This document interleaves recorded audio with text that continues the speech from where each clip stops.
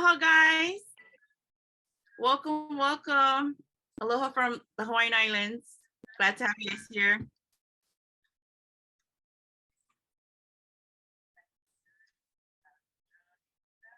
Hi, Lori. So I'm Deslynn Jaquias. I'm hosting this healing summit from the Hawaiian Islands. And my co-host is Karen Gibson. I just wanted to let you guys know you're not required to stay here the whole time. I know people have things they have to do. You will be emailed the link to this playback. And so if you guys have other obligations and you want to watch it later, or you want to share it with your family and friends, you guys will get it by tomorrow. You guys will get the link to watch this later. If you want to show yourselves on the screen, you can. If you don't, nobody's obligated. Personally, I have my napkins because I know I cry when I'm happy and I'm sad. And I don't know about you, sometimes I have like that ugly cry and I don't want nobody to see me. So if you want to turn off your video, you guys can. So I just wanted to pre-warn you guys that it's okay to turn off your screens. So we're still kind of early right now. And I just wanted to let you guys know, if you're new to Zoom, I just want you to see, so on the bottom, they have a chat, you can chat. There's a bubble, like a talking bubble. If you press that, put it to the far right, the screen will pop up, put it to the far right. If you have any questions at any time that you want to ask the guest speakers, but you don't want to be the one to ask it, you'll see the word everyone. My name is Deslynn. Karen, do you see, does it show me? Yes. Okay, so you can direct the question to me if you want me to ask, because after every speaker, you can ask a question or two or three. You can either ask me or Karen Gibson, and we can ask it for you if you don't want to be the one to ask it. And then you can also message them, because after every two speakers, the guest speaker can always answer your question too at a later time. So you can ask me or Karen Gibson or the speaker. It's just there's going to be delay in the speaker responding because they might be focused on speaking. And so I just want you guys to know, so Karen is on the island of Oahu. I'm on the island of Kaua'i. And so today we have people from New York, Utah, California, Colorado, and on my island also. Did I miss a state? And Canada's here. Hi, Utah. And so the podcast is called Healing with Aloha. On this podcast, we talk about grief and mental health. We talk about healing and having passion for life. It was dedicated in memory of my sister. So my sister passed away 2001. Karen, can everybody mute your, I can do it. I'm gonna mute everybody, and then as people have to speak, I'll unmute. Okay. Yes, so I launched the podcast back in 2019. My sister had passed away from a tragic accident.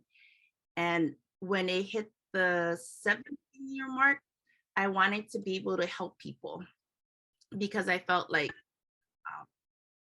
when we go through difficult times, for some of us, success is just getting out of bed. And I wanted to be able to help one person. So I launched the podcast Healing with Aloha. I just wanted to help one person. And so during the pandemic, I was able to make a lot of friends, and I made my friends mainly through Instagram and Facebook. Like I have and TikTok. I'm sorry. It's mainly all my guests are friends that I made through Instagram and TikTok. And so the people you're going to hear speaking today, I made friends, except for Lori. Lori Baker is my friend on island. But everyone else, I met them through social media.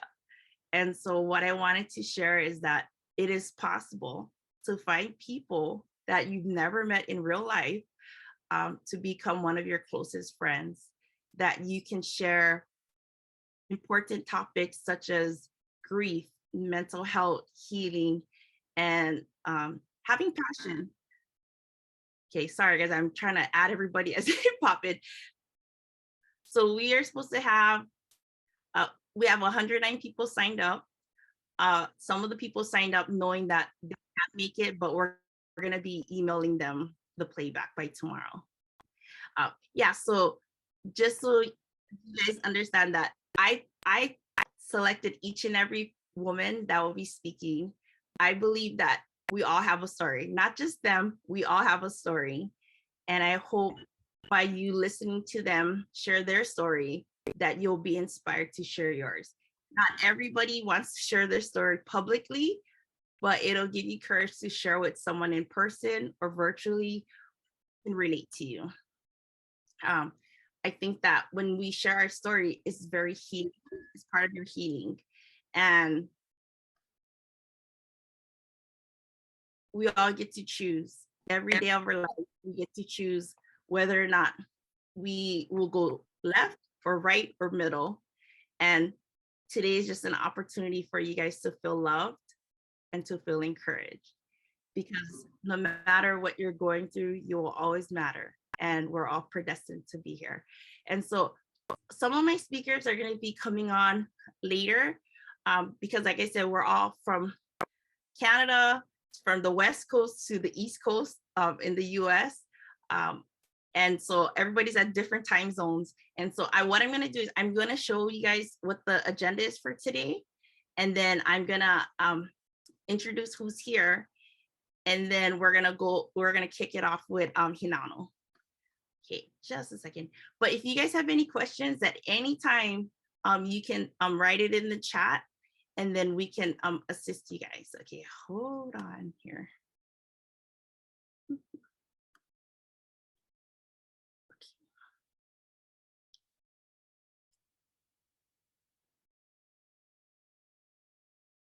Okay, I'm gonna show, it's gonna show you guys first, but hold on just a second. Okay, so this is, this, can you guys see this? So right now, this is the agenda. I'm welcoming everybody right now. I'm Deslynn Jaquias. Oh, I just noticed my error. This says my name again twice. It's Karen Gibson.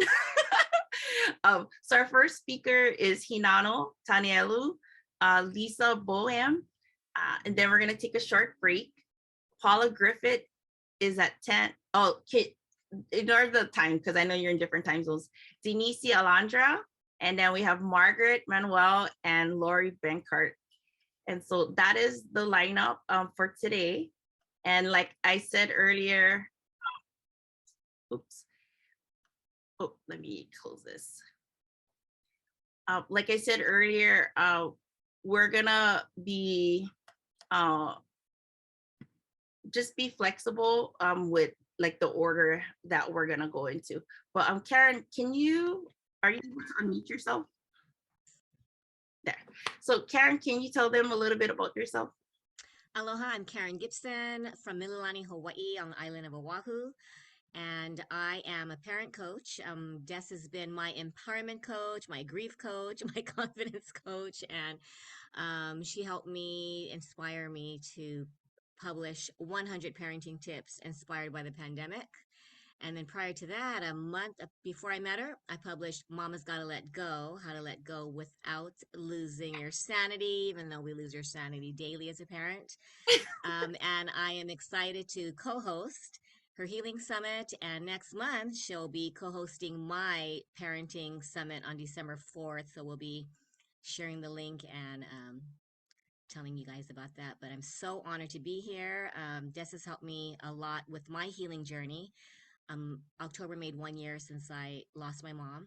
So I think all of us, I think this is just a summit that is a must to attend, and we're gonna gain so much from being here. So thank you so much, Des, and I look forward to hearing you. You're welcome. Real quick, if Lori can just say hi real quick. This is Aloha. Lori. So Lori's going to be the last speaker, but you're going to understand why. She's going to close it out. You're going to be encouraged. Denise is here. And then this is Lisa. Lisa's our second speaker. Okay, so we have a couple more minutes. Hey guys, I just want to encourage you, if you don't have a drink, you know, I have my coffee, my Starbucks coffee. Get a drink, coffee, water, tea, whatever. Highly recommend.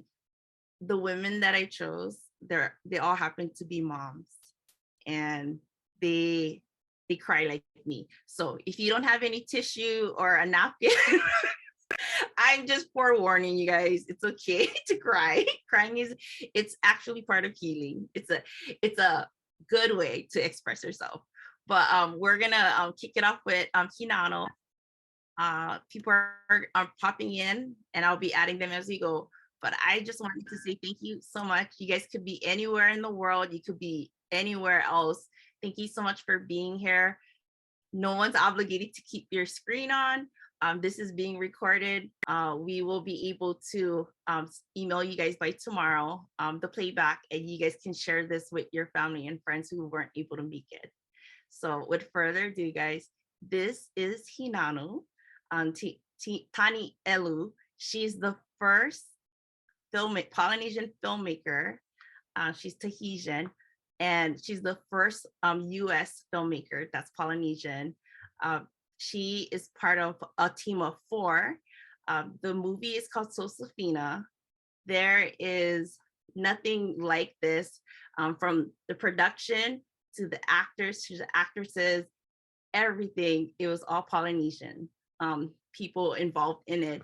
The last time something similar to this happened was back in 1992. It was called Once Were Warriors. I personally remember that movie. It was filmed in New Zealand, and I cried because, so a lot of people don't know, I'm a domestic violence survivor. And so I'm really honored to have her to share her story, and to really encourage you guys to know that no matter what your story is and what you've been through, you'll always matter. And so without further ado, this is Hinano.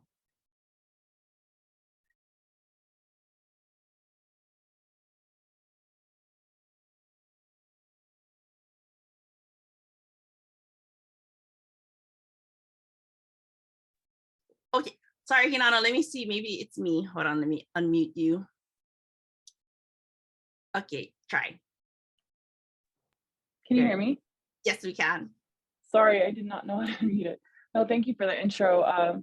Yeah, so my name is Hinano Tanielu. I'm the CEO of Manuscript Films and a Polynesian American filmmaker, director. And yes, so one thing I'm proud of is I'm the first American Tahitian that released a feature film here in America. So thank you so much for that. And we do have a movie that's out called Sosafina, and we do talk about some hard topics in that movie. And so yeah, if you want to watch it, www.manuscriptfilms.com. So I'll just get into my thing. And so behind the camera, I have my bullet points because I get a little excited and I can go off topic really fast. And I know we're limited on time, so I have if I'm looking across, then it's because I'm looking at my bullet points. But yeah, so I'm Hinano Tanielu. For me, my main focus and my passion is to empower women and bring awareness to mental health, and speak for the voiceless. That's my big thing. And storytelling and sharing Indigenous American stories from America. And so I'm Hawaiian Tahitian, born and raised in Santa Ana, California, and now I live in Southern Utah. But today I'm so honored. Thank you for having me on to share my story. And I just wanted to come on to share my personal experience of overcoming depression and turning my pain into my superpower. And I would love to hopefully empower you guys and inspire you guys to feel like you can do whatever you guys want with whatever trials you have gone through, and just to do whatever it is that you guys want in your life. And I believe we all have a purpose here on earth, and sometimes it's hard to see that in ourselves, and sometimes it's better when you hear somebody else's story to feel inspired to really fulfill that purpose in life. And I think today my story will involve being molested, drug and alcohol abuse, suicide attempts, losing myself, completely and learning how to love and forgive myself for everything that happened, because a lot of it wasn't my fault, but I took it as something that was because of me. So for me, just a little history about me is I grew up in a family that's super talented, Polynesian entertainers, and traveling to Tahiti often, performing all over the US, doing things that a lot of kids my age couldn't do. And I knew that. And with everything that I was blessed to do and have as a child, it didn't stop me from going through some really tough times. And at a very young age, I was molested a couple times by a couple different people. And the experience of being molested affected me and my life completely, and changed my entire life. And I became angry and aggressive, and I turned to heavy drugs and drinking starting from the 6th grade. And that went on until adulthood. And I tried so hard starting from the 6th grade to numb the pain that I was feeling. And I remember just going to the park and drinking in the 6th grade, started drinking in the park by myself to get drunk. And I remember staying up for days. My parents didn't know what was wrong with me, and I just became super angry towards them for even asking what was wrong with me. But it was hard. You know, I became deeply depressed and suicidal. In my preteen years, I started. I tried to commit suicide quite a few times, and I remember cutting myself as a kid, and I didn't cut deep enough, thankfully, and it was because it hurt too much. And my intentions was, though, that I tried to take my life, and I often fantasized about my death and my funeral, and I would imagine what that would look like, what my funeral would look like, and if anyone would even care to show up to my funeral. I would often be in my dark closet and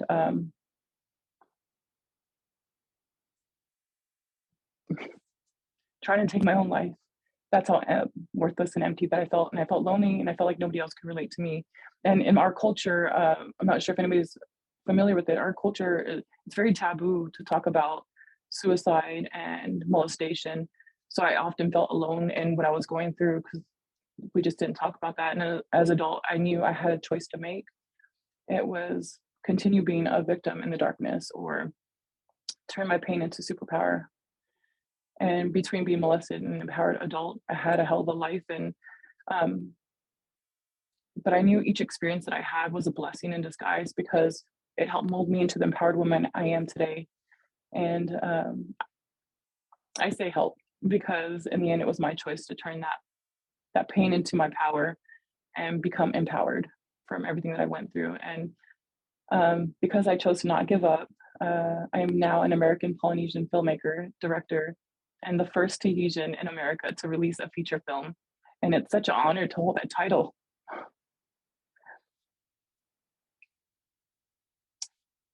I get to travel, and I get to do interviews, and I get to speak to groups of people and share my experience. I get to meet so many amazing filmmakers and artists from around the world. And I get to meet people and hear their stories about their struggles and overcoming that.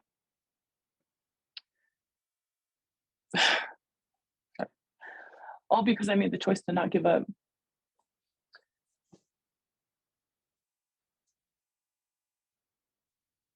And share my story with those that need to hear my story. When I'm doing film and when I'm attending meetings, I remember the younger me that wanted so badly to find happiness and joy and purpose in this life. And I remember my struggles and my pain I went through, not to feel sorry for myself, but so that I can remember where I don't want to be again.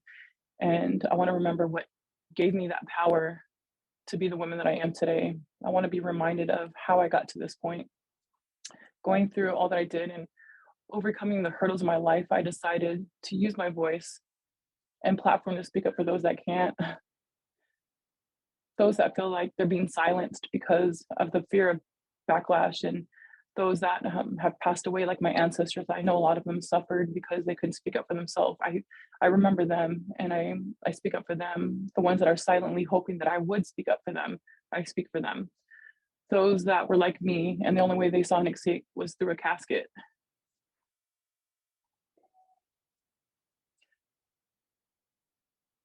The thought of the little girl in the dark closet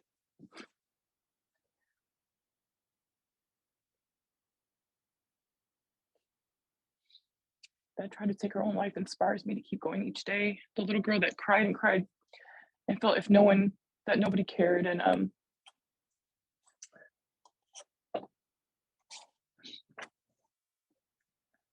that keeps me going. The little girl that thought there was no hope for her and all she could imagine was lying in the casket, hoping that at least one person would come and show respect. That's what keeps me going. Going through the pain and struggles and coming out of it made me appreciate a little more the life that I have now. And I've come face to face with death more times than I would like to admit. But with the amount of times that I made it through, I knew that God had a greater purpose for me. And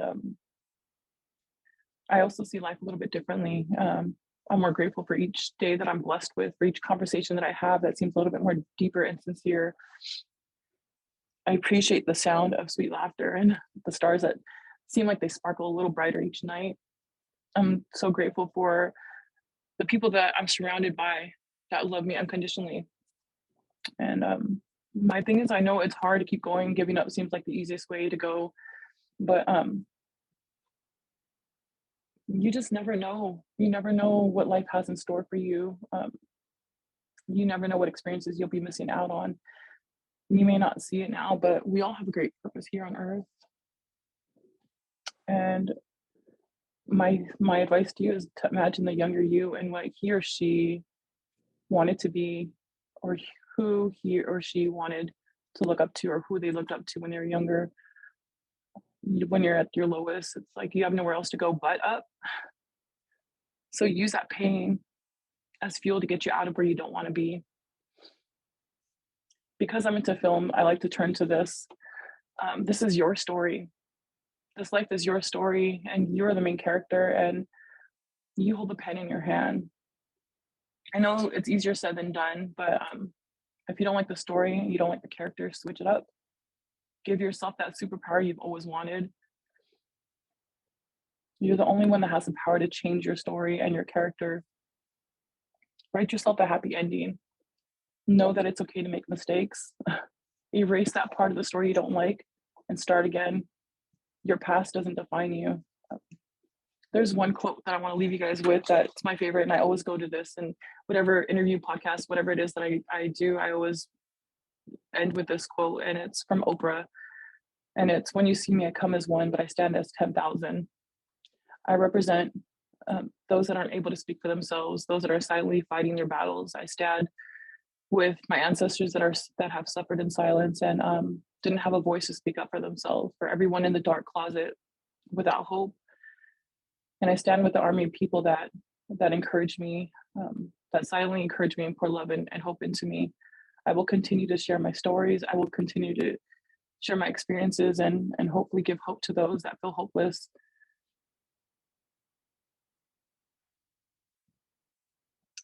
I will continue to remember that little girl in the dark closet, and I will continue to move forward for that little girl. And I will remember everybody that is in that dark closet right now that need that help. We all have a purpose, and God loves each and every one of us. And you're not alone. If you have any questions, or if you need help, if you want to sit and talk stories with me, you can find me on social media. You can email me, manuscriptfilms.com, manuscriptfilms@gmail.com. I would love to sit and talk to you and share my experience and what I did to get out of that darkness. But everything that I've been through has helped me get to the point that I am right now. And I'm able to lead a group of people on a film set because of my experience. I feel empowered, and I will continue speaking for all those that need help. And I hope that you can feel a little bit more empowered today by my story, because had I have done what I wanted to do as a child, if I'd taken my life, I wouldn't be here today sharing my story with you guys and sending love and hope to all of you guys. Thank you so much. Thank you so much, Hinano, for sharing.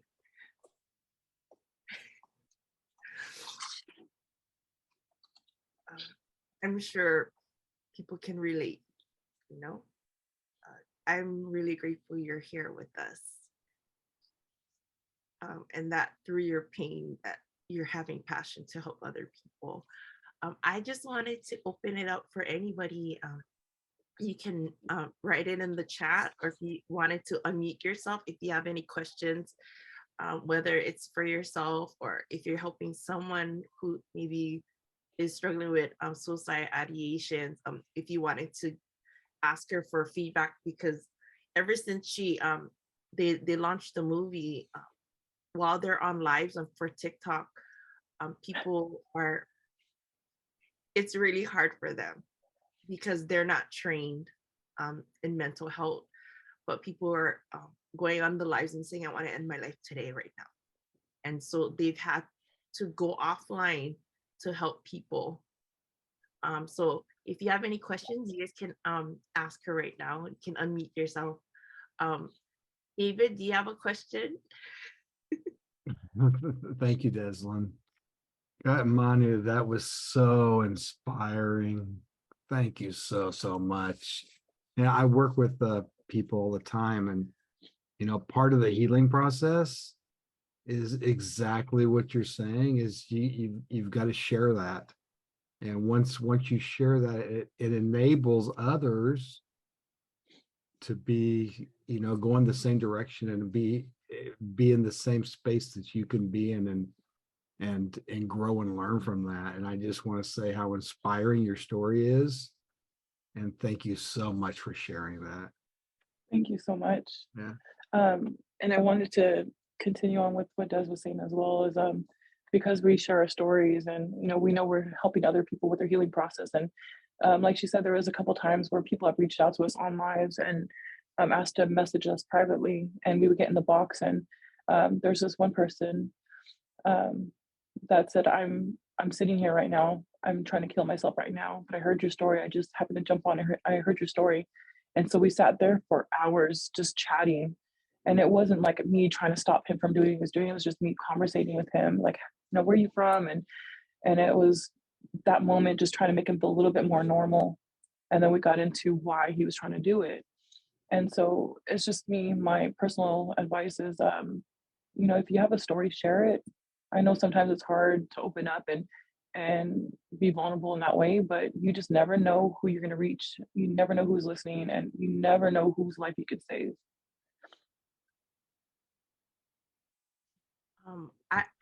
I'm gonna ask a question because I'm thinking it would be great for people to know. With doing the movie Sosofina, what was the good feedback and what was some of the challenging feedback? Because culturally, I'm mixed race, I'm Filipino, Hawaiian, Spanish, Chinese, and in our Polynesian culture, what happens in our house stays in our house. That's kind of like the message. What did you guys learn as a team in creating this film? So that's it. Like, for our culture, just like you said, it's our name is our identity, so you don't do anything to make your family look bad, because it's not just your immediate family you're making look bad, it's your entire line. And so people are very careful about that, try so hard not to make our families look bad. So bringing out this story, which is inspired by a true event, by a true story of a young Polynesian female that had choices to make, and she got into the adult entertainment world. But keeping that in mind, like, our name is our identity, she had that choice to make. Do I turn this direction to help my family out, or do we suffer? And she did what she had to do. But in the end, every choice that we make has a consequence, and that's what happens in the movie. So for us, the backlash with the movie was, and I'll go with the good first. So the good feedback that we got was, thank you for sharing the story, because this isn't something our culture talks about openly. This is something that we keep in our closet, sweep under the rug. So people were thanking us for that, because a lot of things were able to come out. A lot of conversations were being started at home because of the movie.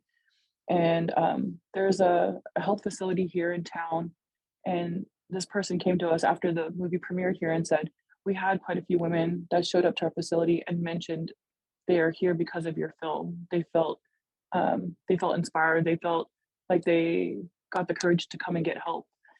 And so I see the positive in that way. When you go in there with a positive mind, when you go in there with an open mind and heart, so when you watch the film, you'll take what you want to take, and you'll take the good out of it. But the ones that went in there with a negative attitude and wanted to criticize, they're the ones that gave us the feedback that this should stay in the closet. We should not be talking about this. You're making our Polynesian people look bad. But with that, I'm saying if we keep shutting our mouths, then stories won't be told. Then people like me, when I was younger, would still feel like they're alone in the battles that they're going through.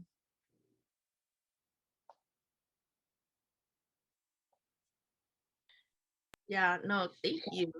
A lot of people suffer in silence, and some people die because they stay in situations way too long than they should. And some of the things that happen to them happens from people they already know or strangers.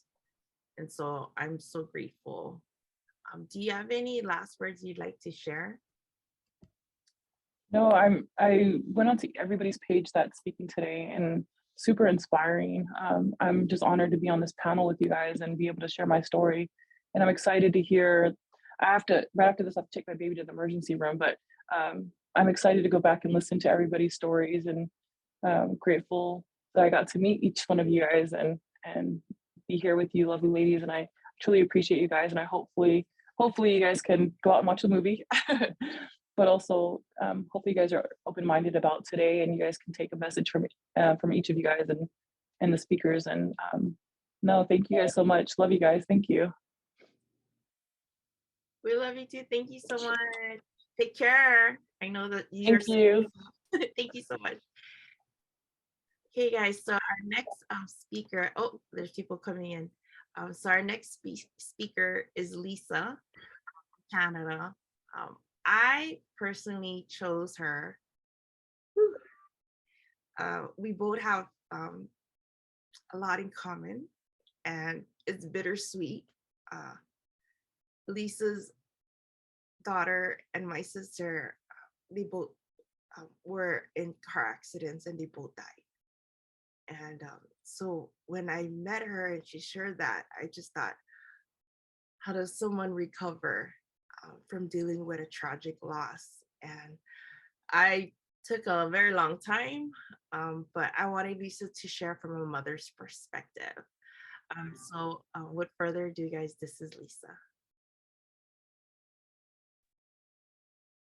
Hi, everyone. Des and Karen, first off, thank you for arranging. How is my sound? I put my external microphone on. Hopefully it's clear. I'm getting some thumbs up. Excellent.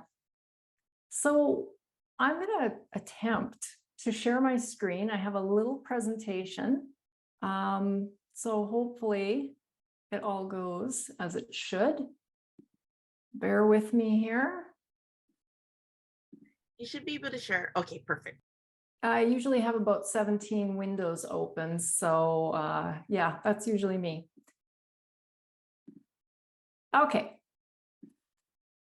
So Des, can you give me a thumbs up if you can see that? Fantastic. Awesome. All right, so let's just, okay. Oopsies. All right, so I just wanted to take this opportunity to talk about loving ourselves and even finding joy. Now, I know there's a couple of moms that I work with on this call. I saw them. And sometimes the very ideas of loving ourselves or finding joy after the unspeakable has happened can be really, really hard. Our last speaker, talked about her journey and the work that she's done. And I know she's not on the call right now. She had to run, but I hope that she does see this and hear that I am quite sure that the little girl in the closet is very, very proud of the lady that she has become now. So that's what I am going to talk about. I don't know how everybody sees pictures here, but I'm going to just move things around on my screen. So just in a nutshell, this is my story. The picture on the left is one of our last holiday pictures. My daughter and I, we were in San Francisco, the four of us, my husband, my son, and Katie and I. And it's just everybody here on this call, no matter what you've gone through, life can change in a heartbeat. And we are that story. The picture in the center there, that's my family now. I've always maintained that we're still a family of 4. I still have 2 children.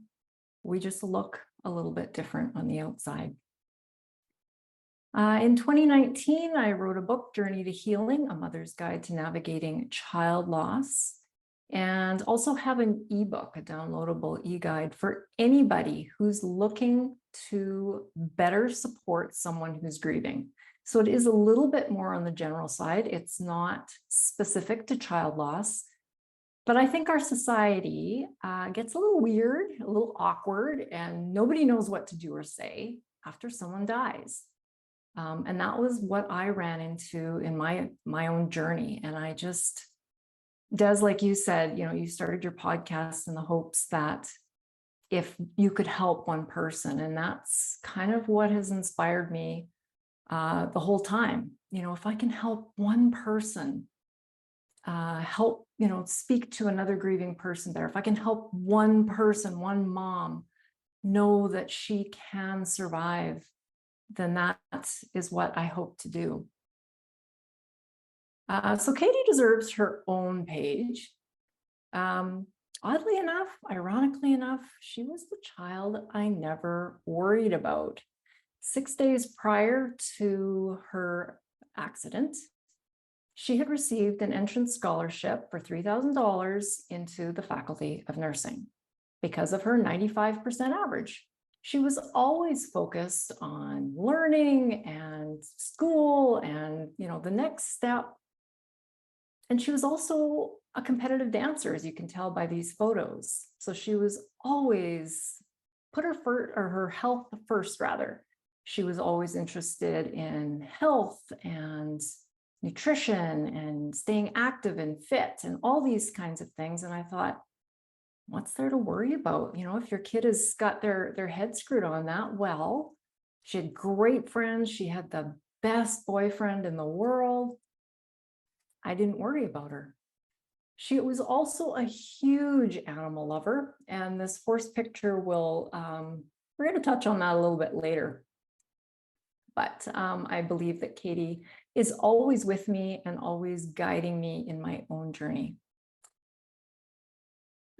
This just is a quick picture of Katie and her car. The summer that she bought this car, she was working 2 jobs.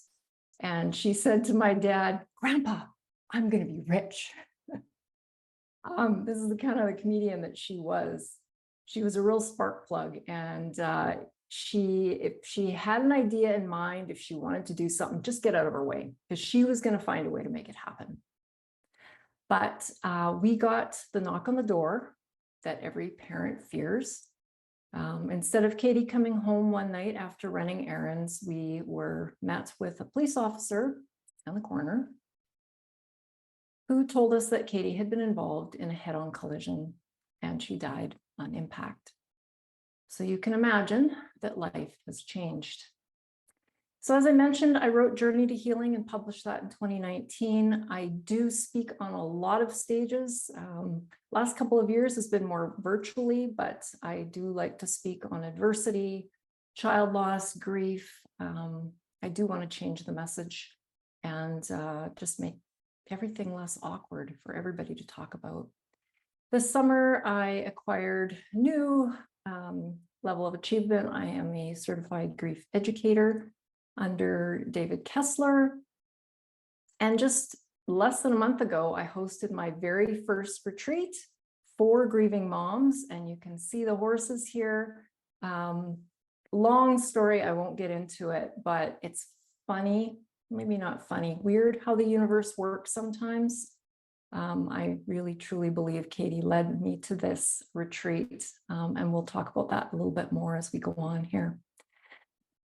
So after Katie died, it seemed like everywhere I turned, everybody I talked to was full of doom and gloom, as if I didn't know how awful this road of child loss and grief was. People were saying, your marriage is over. Your son is going to be a drug addict and he's going to have lifelong mental health issues. Oh, and by the way, you may as well kiss the next 5 years of your life goodbye because grief sucks that bad. To which I thought, wow, wow, this is what people are telling me. And I thought, isn't there any hope out there? Can anybody give me a hopeful message? And that's when I considered quitting my own life. This is a story that I don't share. It's not that I'm ashamed of it or that I don't want to share it, but it doesn't come up a lot. And I do try to provide hope for grieving mothers. But there was a day at about the 6-month point when I literally was sitting in my living room with a handful of sleeping pills and all my wine bottles lined up, the full ones. And in that state of mind, I looked from the pills to the bottles, from the bottles to the pills. And you're clearly not in the right state of mind, but I couldn't figure out. I thought, well, do you drink the wine first? Or do you take the pills first? And I was just in this waffle, wasn't sure, didn't know. And then in my deep thinking, I kind of glanced across my living room and there was a picture of my daughter and a picture of my son.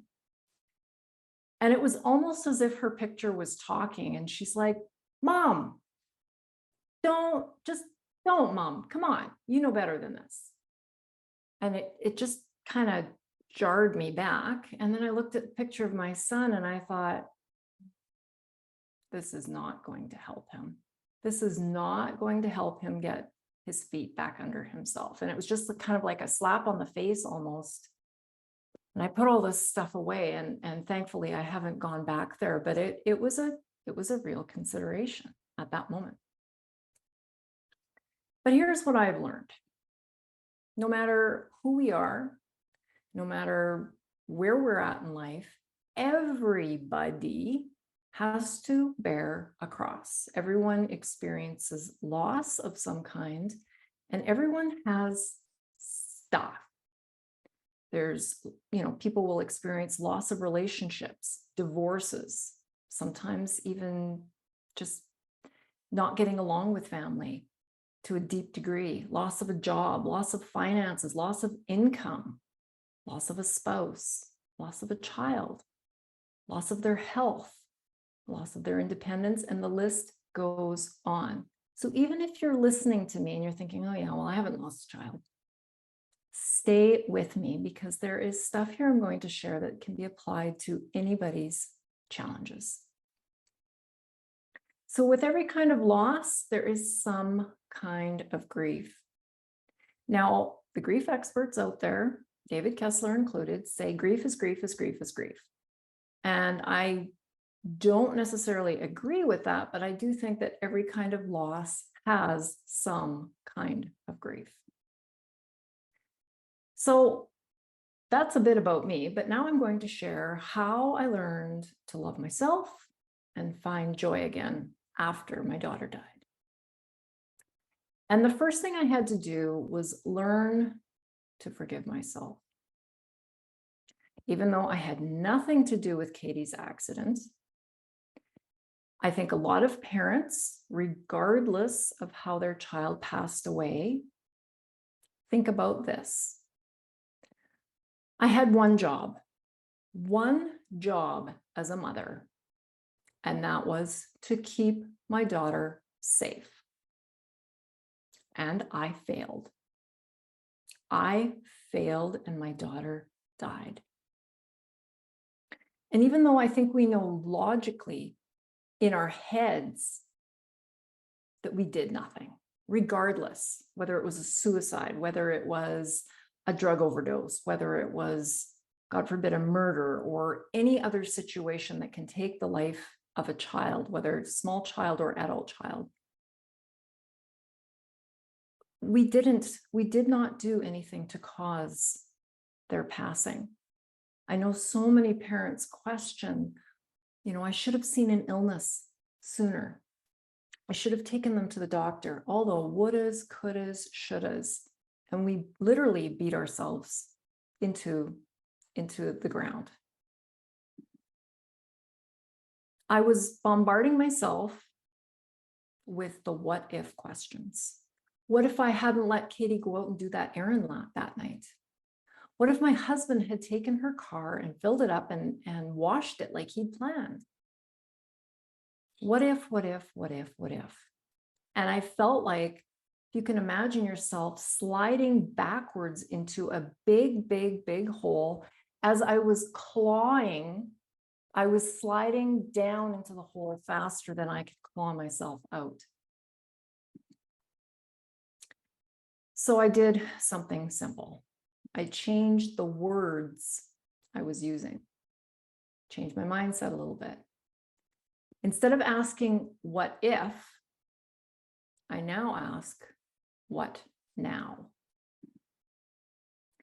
The what if questions focus on the past, regardless of the situation. What if I, whatever it is, what if I hadn't met that person? Or what if, well, I can't change 5 minutes ago if I flubbed up a word or any, did some tech thing wrong. I can't change 5 minutes ago. I can't change 5 days ago, 5 years ago. None of us have that power. It's the past. And when we dwell on the what if, it makes us feel really powerless. But when we use the words what now, that puts us back in the driver's seat. Okay, we can't change that awful situation, but what can we do about it? We can't fix it, but how do we react? That is our choice, and that gives us a little bit of power back. All I've ever wanted to do since Katie died was to make her proud. So I began living for her. I began experiencing new things for her and doing things in her honor. I've always imagined that Katie, well, in this picture, she's right here, but always imagined her over my right shoulder for whatever reason. And her watching me and wondering, what does she think? And then I turned that around and I thought, well, if she was the one that was still living and I was the one who'd passed away, I can tell you exactly what I'd want for her. I'd want her to be happy. I'd want her laughing. I'd want her chasing her dreams. I would not want her laying on the floor feeling guilty about something that she couldn't change. So I've done a few things over the years to honor her. I'm a project person. I'm most happy when I have a project on the go. But one of the first things I did, Katie was in grade 12. She never got to go to her graduation. Obviously, she died in December. And in those 6 months, I was working with the school. We were getting a scholarship together. And in that time with the guidance counselors, I discovered that a lot of girls and their families simply cannot afford the costly gowns and hair updos and fancy shoes and all the stuff that goes with graduation. So I thought, well, I know people. So I literally put a Facebook post in my community and said, hey, does anybody have any gently used graduation gowns or bridesmaids dresses that would work for a grad dress? Let me know. That first year, I was able to donate 32 dresses to the school. And every year thereafter, up until COVID, I've been adding to that closet. So the girls have access through the guidance counselor. It's a private room in the back. They can go to, nobody knows, and they can go shopping in Katie's closet. Another thing that I've done is work with or fight with the city that I live in to improve the road safety where Katie died. So we've improved lighting along the roadway and a variety of other things. And every time it makes me smile, when somebody says, oh, we drove around Katie's corner where she passed away, and we're so happy to see those lights now. I wrote the book, and we have a couple of scholarships in her name as well. But maybe the thing that I am most proud of is the work that I do now with grieving mothers. I think moment by moment, day by day, we are changing the conversation around grief. We're making it okay to talk about. We're making it okay to cry. Like Des mentioned earlier on, I really believe that feeling is healing. We've got to cry. We got to go through the ugly stuff. But this group that I have is just full of the most amazing women, the strongest women that I have ever met.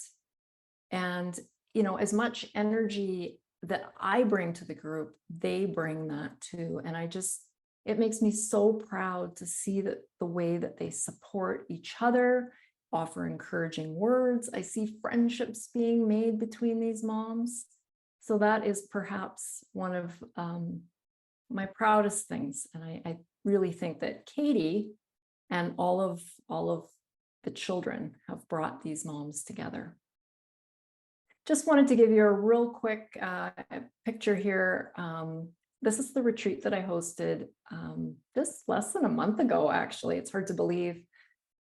As I mentioned, Katie loved horses, and I had the opportunity to go visit this ranch. It's about 4 hours north of where I live. And these incredible ladies at the ranch, they're trained to use their herd to help people through trauma, through grief, through PTSD. It's called equine assisted learning. The empowerment that I came away with in June and these ladies came away with just a few weeks ago is absolutely incredible. So I will definitely be doing that every year and hope to be doing other retreats as well. As I mentioned, the Angel Moms VIP community is one of my proudest things, and one of the things that that just morphs and grows and just is constantly becoming a better and better area. I even hesitate to call it a support group, to be honest. Yes, there is support in there, but it is much, much more than that. And just last week, I had a lady reach out to me on social media, and she goes, well, how's your group different from all these other groups?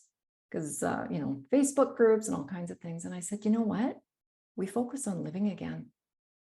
I found on my own journey, as I mentioned at the very beginning, it's dark. It's dark. It's scary.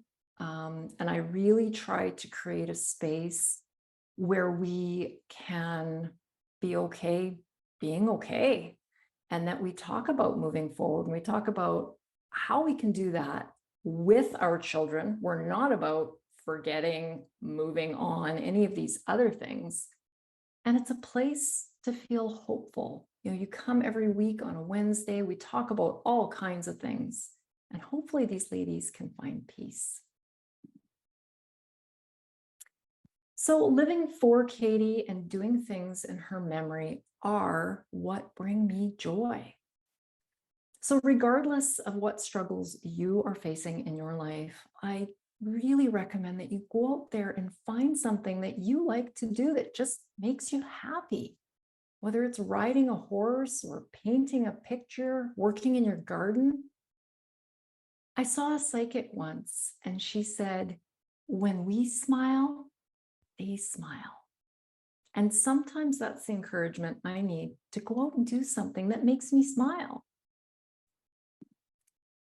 We can love ourselves again. I know it's really hard, but these 3 things I think are crucial in order to find that love. We have to forgive ourselves. No matter what's happened in the past, today is a new day. We don't know what we don't know. But when we do know, we can do better. You need to find your why, find your purpose, honor your child, whatever it is, find your why. And then you need to fill your cup. We've all heard you can't pour from an empty cup. So you got to start with yourself first. You've got to fill that cup up in any way that you can. So loving yourself is really the first step in healing. If you're a grieving mom, this is my website. You can find everything there, how to contact me, all kinds of free resources about my group. if you want to get on the list for next year's retreat, that's there as well. So just my biggest point, if you're a grieving mom, you must reach out. No matter what you're struggling with, reach out to a group that understands.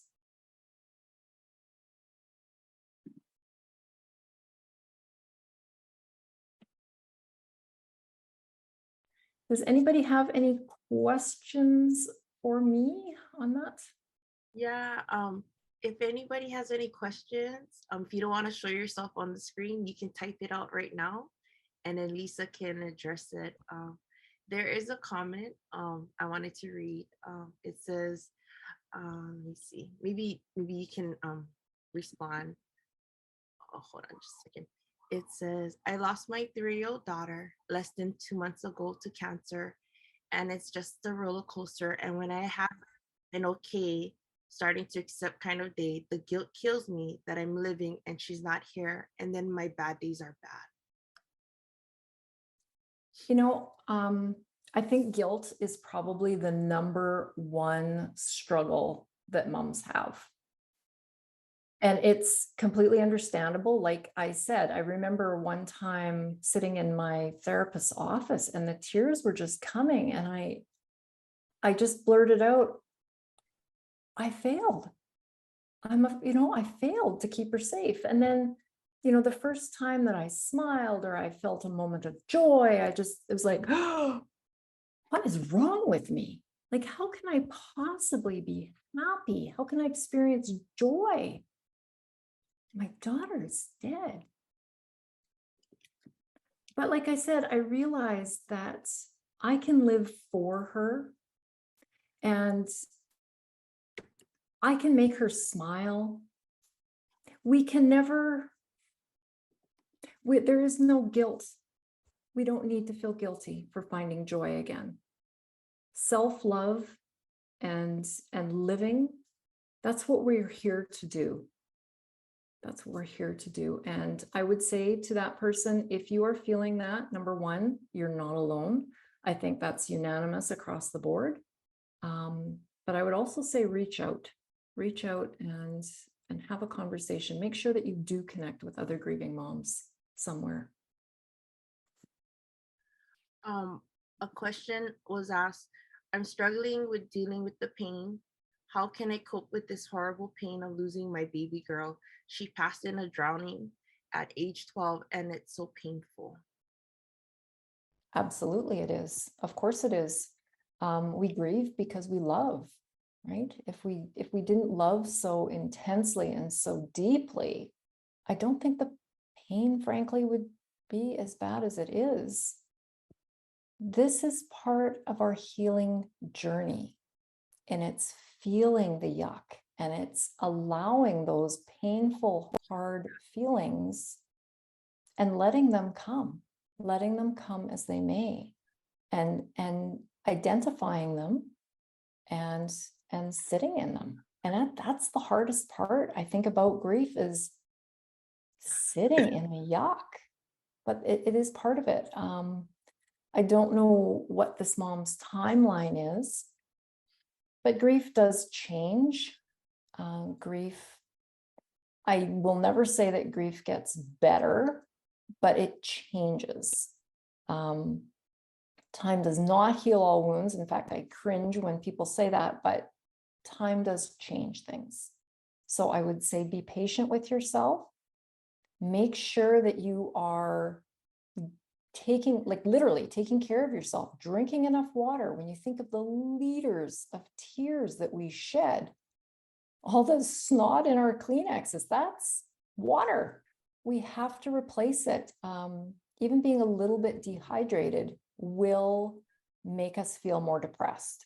We need nutrition. We need to get outside. We need fresh air. Just walking around the block will do a lot for ourselves. And I'll be the first one to tell you, we all need a therapist, really.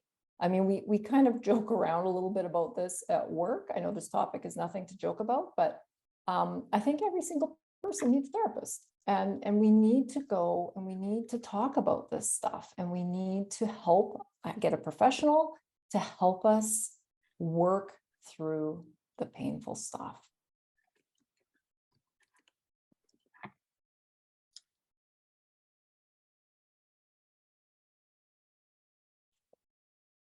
Oh, Des, we can't hear you.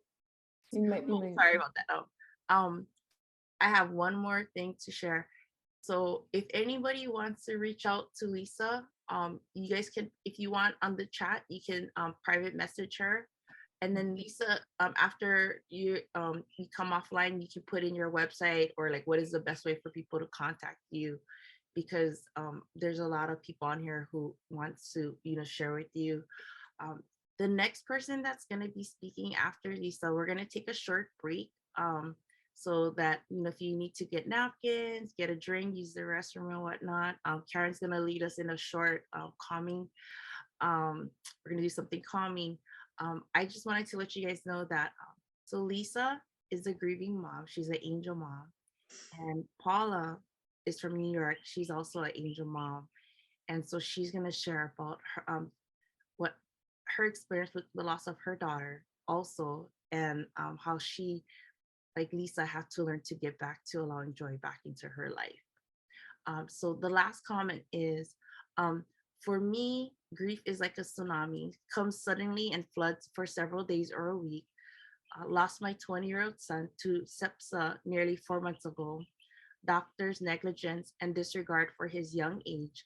I cannot forgive myself that I wasn't aware how serious this condition was only 2 days before, 2 days from 100% super healthy to just dead. So I'm gonna have Lisa respond. I know we're going a little bit over time, but Lisa's background is the medical field. And so I just wanted you to share a little bit. Right. Absolutely heartbreaking, absolutely heartbreaking. And the level of frustration and anger, I can only imagine would be through the roof. I can definitely understand where you're coming from. The question I'm going to ask, it might cause some resistance in you. It might also make you angry. But here is something that I want to ask. Will those feelings change your situation? Meaning undo what has happened? My guess is that no, they will not. That is actually hurting ourselves further, is carrying those feelings. It can take a very, very long time to get to a point where we can find peace. I'm not a fan of the word acceptance. There's the logical acceptance, which I think we all can understand, but then there's that acceptance. And I don't know that anyone will really truly accept the fact that your child is gone, especially when there's been poor decisions in leading to that as well. That's a really, really tough one. Absolutely, for sure.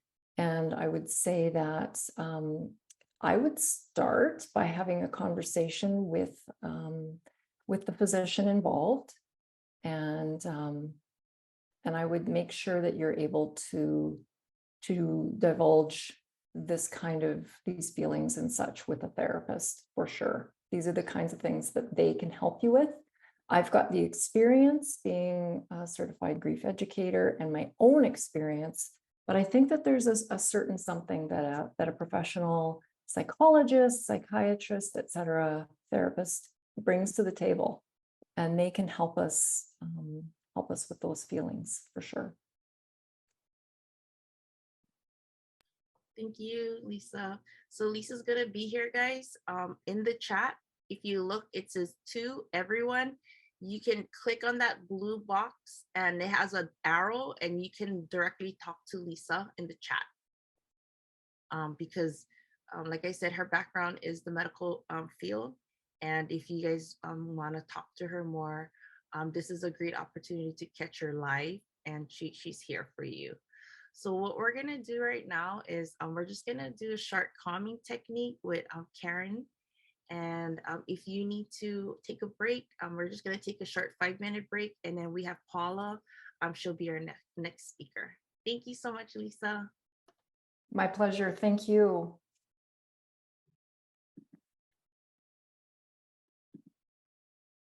Okay, Karen, you can go ahead. Well, I'm a strong believer in meditation. I've been using this with my moms as well as my students. And, you know, I don't know how many of you folks meditate. Can you raise your hands, or just, even if it's like deep breathing? Sometimes I had a dad who says, I don't believe in meditation. He can't sit still, but he goes on motorcycle rides. So whatever brings you that peace. The benefits of deep breathing, though, you know, when you know that, I mean, you'll experience decreasing stress, relieving pain, increasing energy. And I did some meditations just before this, and I thought, you know, what's a 1 minute short meditation we can do? Don't ever underestimate the power of just deep breathing. Even if it's for 1 minute. I had an 8-year-old do this, and immediately we were both shocked at how calm he was. He looked at me almost like, what is going on? Because it wasn't something that he normally engaged in. So I like everyone, first, let's just stretch our neck. So what I want you to do is go to your right and just really stretch your neck. Go to your left. And why don't we do just one head circle? So go look down and go all the way around. Let's go forwards and then backwards. And what we're going to do is 3 deep breaths. So I'm going to have you inhale through your mouth, count of 4. We'll hold it, and then I want you to exhale through your nose. So it's going to look like this. Inhale through your mouth as deep as you can. Hold. And then exhale through your nose. 2 more times. Inhale through your mouth. Hold. And exhale through your nose. Lastly, inhale through your mouth. Hold. And exhale through your nose.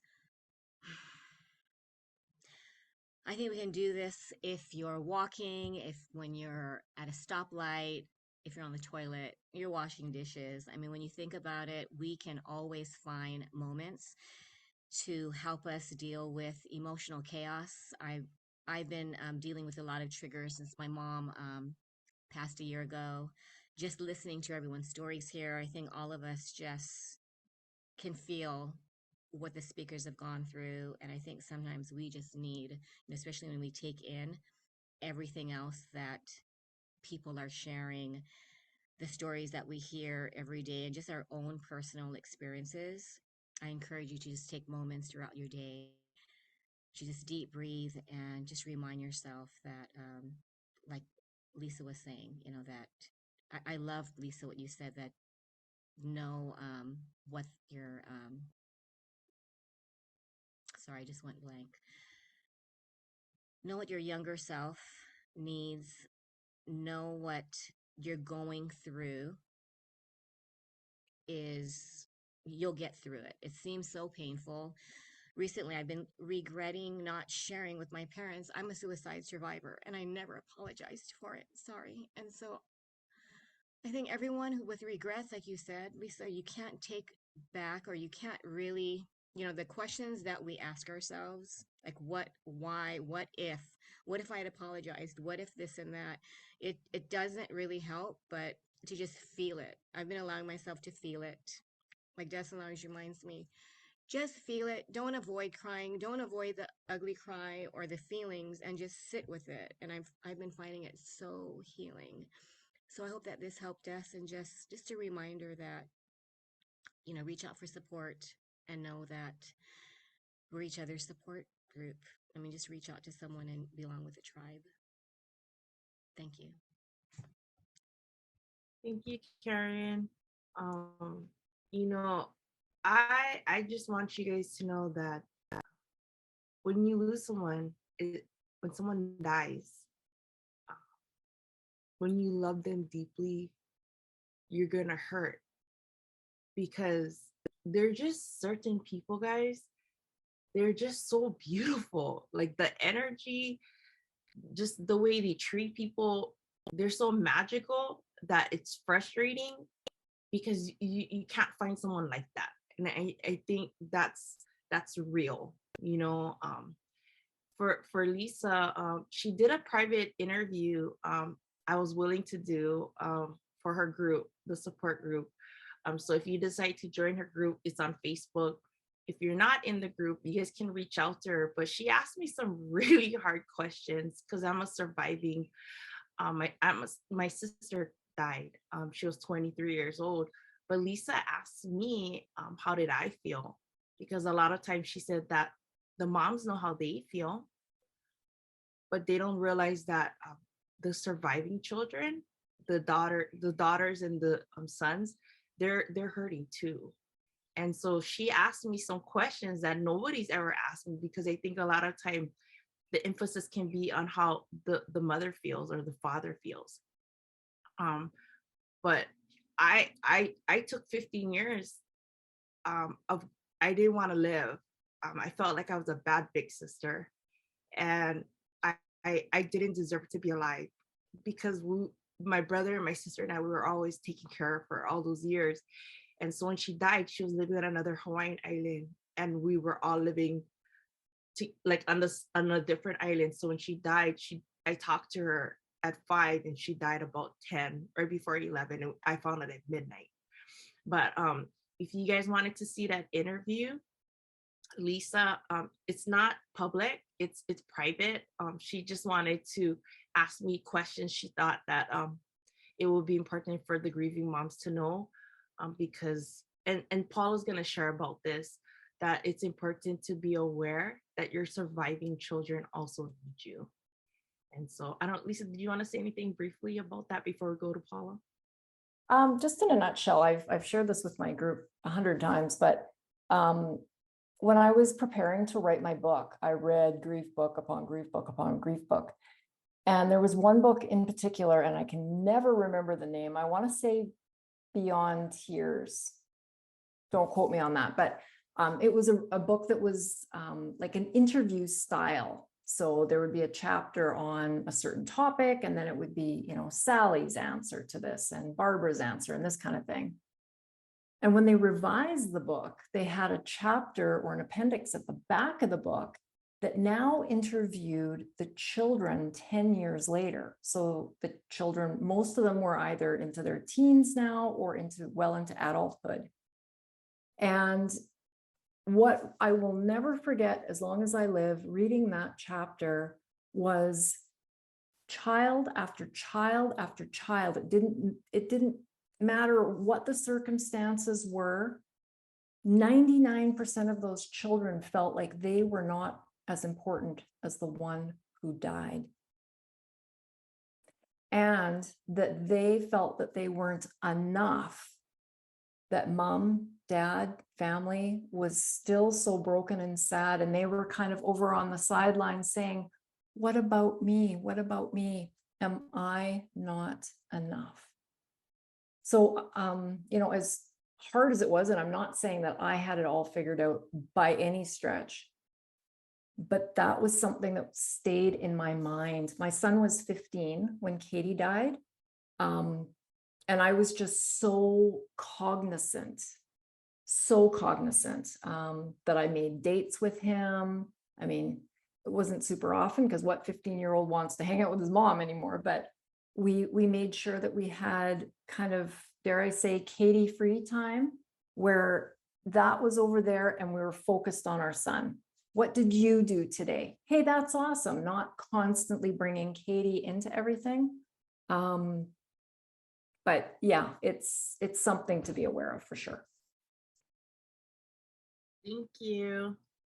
So guys, my next speaker is Paula Griffith. She's the founder of The Grieving Mom. You can find her on Instagram and Facebook. She is evolving. You know, like Lisa has her book. She has, you know, she's been going out speaking and whatnot. And I'm really looking forward to 2023 for Paula, because she gives a lot of her heart and effort.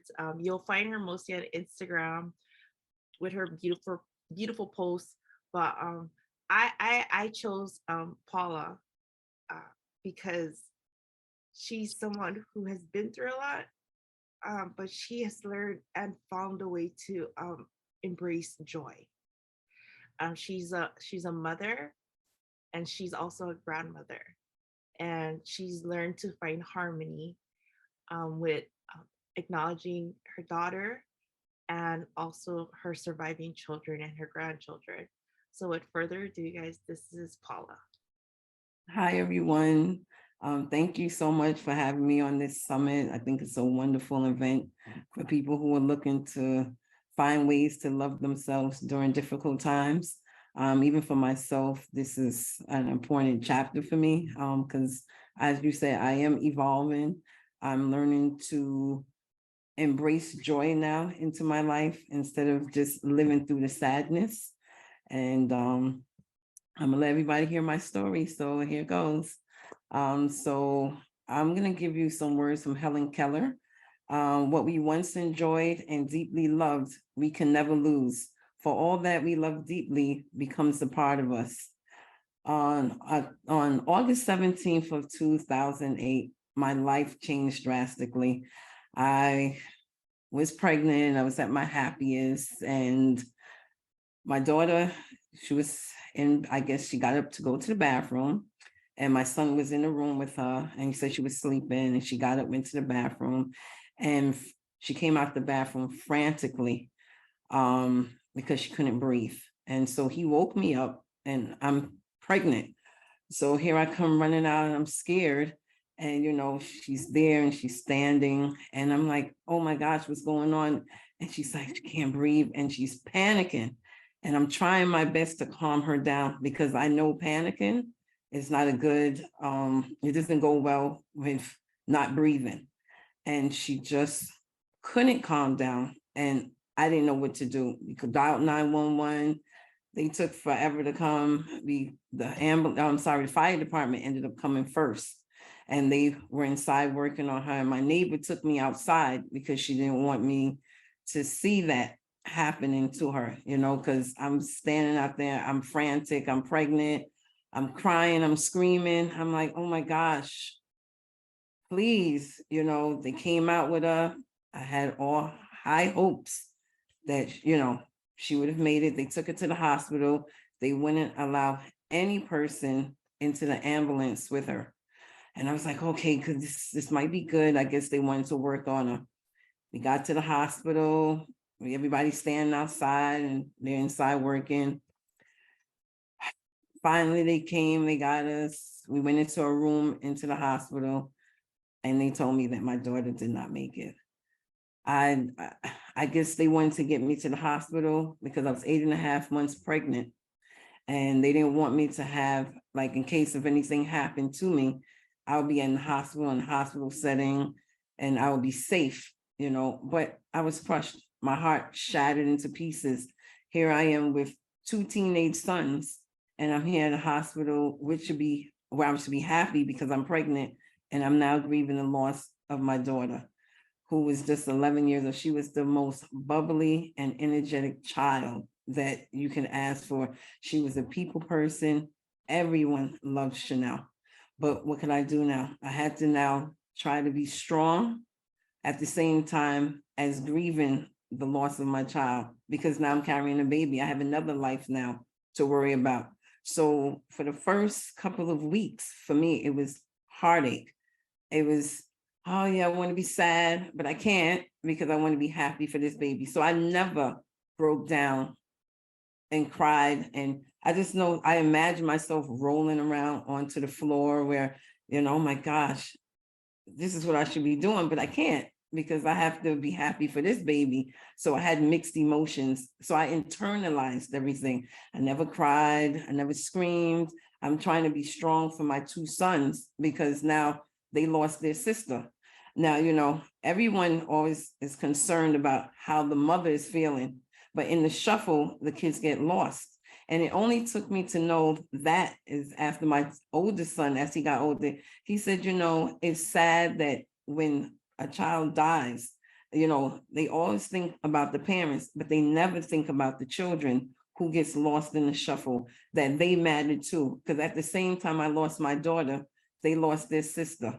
And I was like, you know what? You are so right about that. And that is so important. That's a great message that everyone should know, that, you know, even though you lost your kid, they are important too. You have to take time with them. You have to hug them more. They need more of your time. But for me, I couldn't be there for them, because now a month after the fact, I'm giving birth to this new baby now, who's going to take up all my time. And then they got lost where I couldn't give of myself to them. I just had to be strong so I can continue to provide for them. But at that time, I wasn't thinking about their welfare, because now I have this new baby that I have to take care of.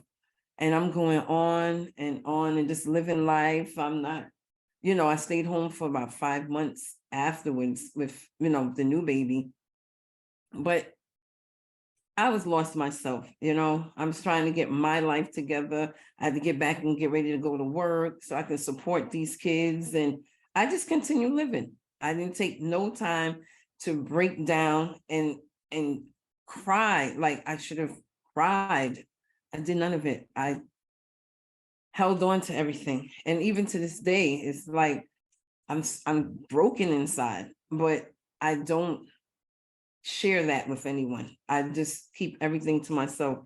Therapy was a great thing for me, because it allowed me to speak to someone that could help me, you know, without me being judged by other people. There was really no one for me to talk to at that time. So it was just me and a therapist, and coming home being strong. So for 7 years, I lost myself. You know, I did nothing. It was straight from home to work to kids, and it was just a cycle for me. I did nothing that implemented any type of joy into my life. I just was living and just trying to be as strong for my kids, and so that they know that I'm there for them and that they can always turn to me. But who was there for me? You know, all I had was that therapist. You know, I had an aunt. She went through it. Her son got killed, wrong place, wrong time, and he answered someone's door and they shot him.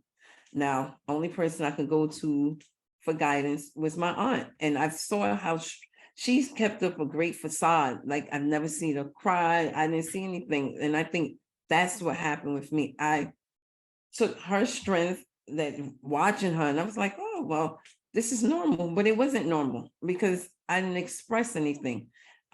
Over the years, it just caused me now, I gained more weight. I became where I didn't share a lot of my feelings with my partner, my parents. I'm just, you know, everything was just me taking care of myself. I didn't implement self-care. And 7 years, I couldn't take it no more. I had a girlfriend who came and she said to me, she said, this is not healthy for you. And she started asking me to come out. I started going out and living my life. I started feeling guilty for trying to smile and laugh and do all those things without feeling guilty. I know in my heart, my daughter wasn't that type of kid. She wanted me to be happy. Even when she was here, she used to keep me on my toes. She was the most wonderful little girl that you could have. And I embraced that. And I try now to live my life through the way she would want me to live my life. And that's to be happy. She came to me in a dream, and she told me she was okay and that she's here with her father, and that I can continue to just go out and live my life. And I was like, no, I need you back here, you know? And in the dream, I went searching for her, and I saw where she went. And when I went through that door, she was not there. Couldn't find her. And so with that, I took, you know what? I'm going to try to do better for myself. I'm going to start taking care of myself. I'm going to start implementing more things in my life that will bring me joy. I'm fortunate that, you know, I was able to have another little girl. Jade, she keeps me on my toes. So I'm very happy for that. And God bless me. I have 2 granddaughters now. that definitely keep me on my toes. So I just want everyone to know that you might be going through a lot, but always remember there is other people who are going through worse things that you have, and you can implement knowing that, you know what, this is not so bad. So you can implement some gratitude and be grateful for the little things that you might have in life. And that can get you through for a day. You know, it doesn't always have to be that everything is going to be perfect, because it's not. It's not. God knows that I go through a lot, and I have a lot of struggles that I go through, even on a day-to-day basis, but that's life, you know. But at least the greatest thing is that I'm here and I can make those significant changes to do better, you know. And so, goodness, it's a lot. It's a lot. But I just want the message to be that life does go on, and you don't know what you will be given, but just take time for yourself to make yourself better. Implement some self-care, implement going to therapy, because that is important. And I still go to therapy to this day, because it's important that you have an outlet that you can speak freely and no one's going to judge you. You know, I'm trying to work on, like going forward with my grieving moms.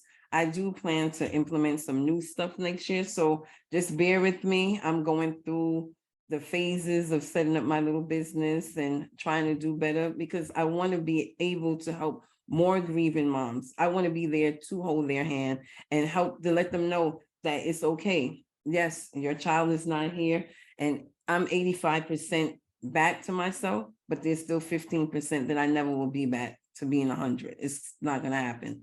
But you can move on, and you can do better, and you can find purpose in your life. And that's why I started the Grieving Moms, because that there helped me. It's just me posting little quotes, but I resonate with those quotes before I actually post them. And if I see a lot of quotes during the day, but I take my time. And if the quote does not resonate with me that day, that's not a post that I'm going to. It's like a little bird that says, "Oh, that's not the right post for today. Make it this one." And I love that. That brings me so much joy, just doing that. And when the grieving moms, any grieving mom can DM me, I'm always going to be there. A lot of them have reached out to me, and that makes my day, because I want to let them know that right now, this is the beginning, and it's going to take time. It does not happen overnight. You have to get to the point where you feel like you want to heal. No one can't make you go any faster. It's on you. If you want to be, today is the day that I'm just not going to do anything, then that's just the day. It's okay to not be okay, and I've learned that. I've learned that you will survive this. You're here, and you can make a difference in somebody else's life. And, that's what we're here for. We're here to share what we are going through and make someone else appreciate it. So I have 7 steps that help me get through what I'm going through. And so I was going to share them with you. And so you acknowledge your feelings, because grieving can be such a terrible experience. Some people willfully choose to suppress their emotions in an effort to prevent agony. 2, take care of yourself. Sometimes grief can be so overwhelming that it makes it difficult to recognize your own needs. 3, understand that grief is unpredictable. Grief can leave you feeling utterly uncontrollable, which is unsettling and can cause a lot of misery. 4, be patient with yourself. Be patient and give yourself as much time as you go through the variety of feelings that comes with grieving. Reach out to others dealing with loss. Your grief experience may surprise you in how similar it is to others, and talking about it honestly can provide an unmatched amount of healing. And 5, meditate. Sorry, 7, meditate. Meditation cannot completely eradicate grief. Meditation can alter how pain is perceived. The body and mind can find serenity during times by engaging in meditation for grief. So in conclusion, while the wisest among us do not have any answers as to the question why, and such answers really wouldn't remove the pain anyway, even if we knew them. As humans, we can weep with those who weep and suffer, and therein we can find some comfort. Happiness is beneficial for the body. Sorry. Oh, I need something to drink. I'm so sorry. But grief is that develops the powers of the mind and soul. There will be a gaping hole in our hearts, but God will use the instrument of time to heal those holes. Always remember what we once enjoyed and deeply loved, we can never lose. For all that we love deeply becomes a part of us. I thank you for having me, Deslynn. Thank you, Karen, for being such gracious hosts for this wonderful event. And thank you. Oh my gosh, I love it. Lisa, you want to say something? Thank you so much, Paula. Yeah, I just, Paula, thank you. Thank you. Grieving mom to grieving mom. Thank you for sharing your story. I think there's power in sharing your story. If you had one thing that you could recommend that moms do every day or regularly to help themselves, what would that one thing be? I'll tell them to meditate. Yeah. That helps a lot. Meditation, it brings you back to a balance. And I had to learn how to meditate. I'll be honest with you, because I was horrible at it, because a lot of time I'm such a busy person. And I used to be like, what am I doing here? Like, why am I sitting still? And it took a long time for me to figure out how to do it right. It started with little short, like little 3-minute ones. But as time went on, I find that it helps, and it helps with everything. Because I'll be honest, with this grief, because I internalized it, I've developed so much other things. I've gained weight. I have high blood pressure. And I'm trying to fix those things at this point in my life, because it's not healthy for me, and I'm doing better. And I have to thank God for that. Thank you. Does anybody want to comment or had a question? You can put it in the chat, or you can turn on your unmute yourself to ask Paula. Paula, I wanted you to share with them. I know Paula, so I want to ask her some stuff. Paula, can you share with them how music and traveling has helped you in your grief journey? Oh my goodness, it's been awesome. And I'm not gonna lie about that. Like I said, for the first 7 years, I stayed in to be a mom to my children, and I didn't have an outlet. And like I said, thank God for this friend that I have, that we've been friends for over 30 years. And she found that it was just unhealthy. And I think our first trip was to Barbados. And it was the most tranquil. I was so excited to be away. And we went to the beach because it was very tranquil. And we just laid on the beach and I just listened to the waves. And it brought me so much joy at that time. And so now, prior to the pandemic, every year I made it my business to make sure that I go on a trip alone with no kids, because I have the 14-year-old child that I have to, she gives me a run for my money, but I love her. She saved me. I'm not gonna lie, she saved me, because so many times, I'm not gonna lie, that I felt that I was gonna give up. I contemplated with doing the worst thing, and I had to snap back into reality, because it would be unfair to them. They didn't ask, they didn't understand what happened. Like, my daughter just died. They didn't ask for this type of lifestyle, neither did I. But I would have cheated them, because then they would have started to feel like I mattered as well. So I couldn't do that to them. So I got myself together, I got my act together, and I implemented that self-care and that meditation. That works. And you can feel joy afterwards. In the beginning, I did feel guilty about going away and doing exciting things. But I know I'm living through the eyes of how my daughter would want me to be. And she was nothing but a happy little girl. And as you see, I have a picture of her in the back of my background. I have a picture of Chanel. And yeah, so you can see with the big smile, she had the most beautiful smile. Like she's teeth for days. So it's helped traveling and going out, embracing nature, going for walks. All of that helps you come back to a place where you're like, okay, I can do this again today. I don't know about tomorrow, but we'll try. And each day it gets easier. And the grief was so heavy for me at one point, I just had to stop it. I just had to say, you know what?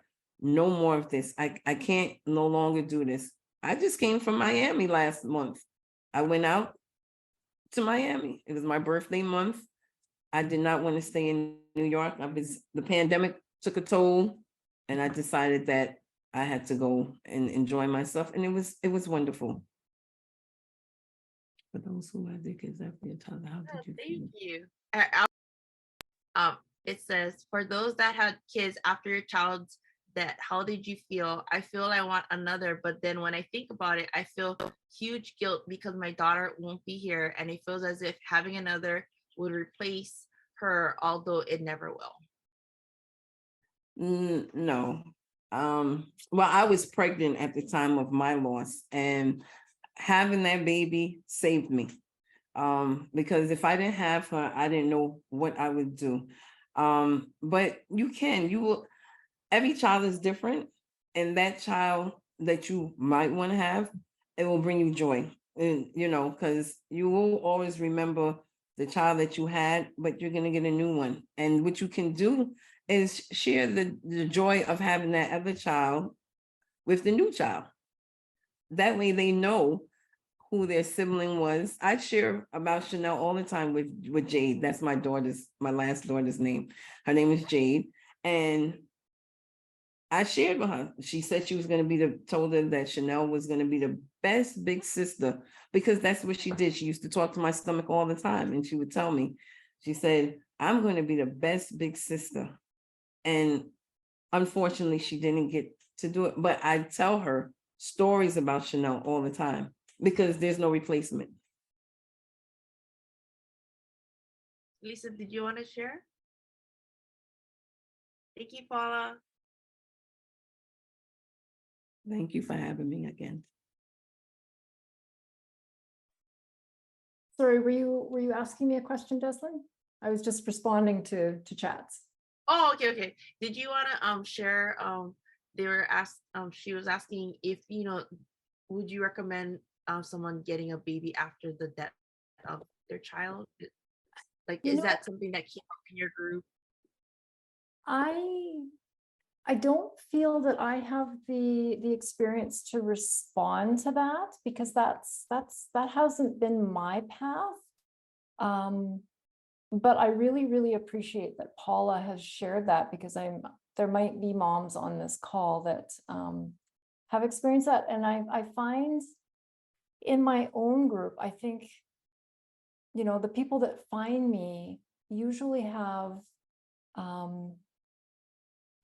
older children. Like Katie was 17, and I find that a lot of the moms that join my groups are maybe 10 and over, their children were. So I'm actually not going to answer that question, because I don't feel like I can properly answer it. It's that would be a tough one, 100%. So I'm really glad Paula's here to answer those kinds of questions. Thank you. I wanted to share. So my mom's a grieving mom. My sister was 23 when she died. I remember asking my mom, how do you do it? Because the thought of, I'm my mom's sensitive child. She said, because it wouldn't be fair to you guys, because there's 3 of us. And she's also a grandmother. What I observed about my mother is, so she is the oldest of 7. she does babysit her brothers and sisters.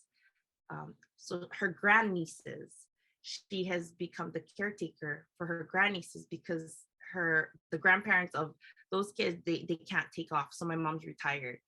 I noticed that when my mom babysits, Monday through Friday or Monday through Thursday, she babysits these little girls. It brings her so much joy. And my dad, the love that they pour into them, it blows my mind. It brings them joy. My cousin's daughter, she's 4 now.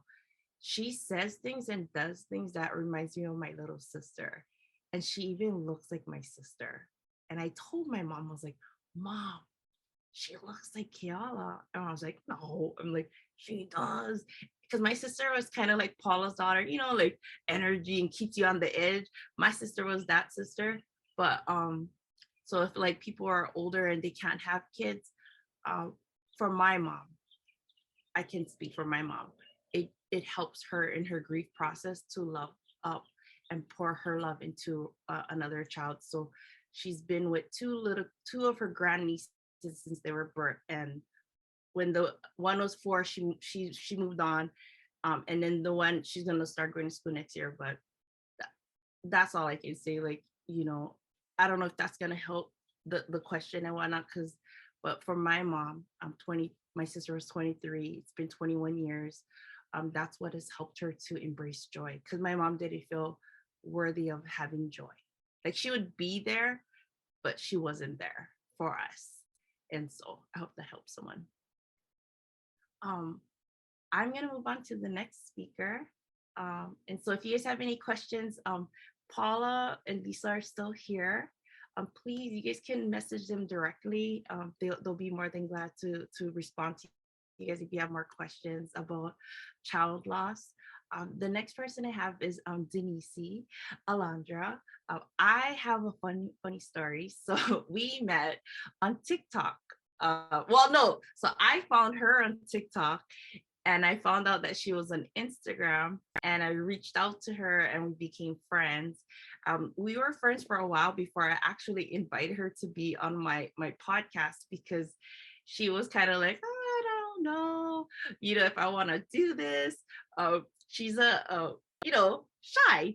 But we met because we both love music, we both love art, and we both have come through a lot. We both are survivors of abuse. And I wanted her to come on because she values art, and using that, I think it's meditative and it's also healing. And we talked about on the podcast, she talked about inner child healing. And I think a part of us healing is learning to love ourselves, the little me within ourselves. And so with further ado, guys, this is Denise.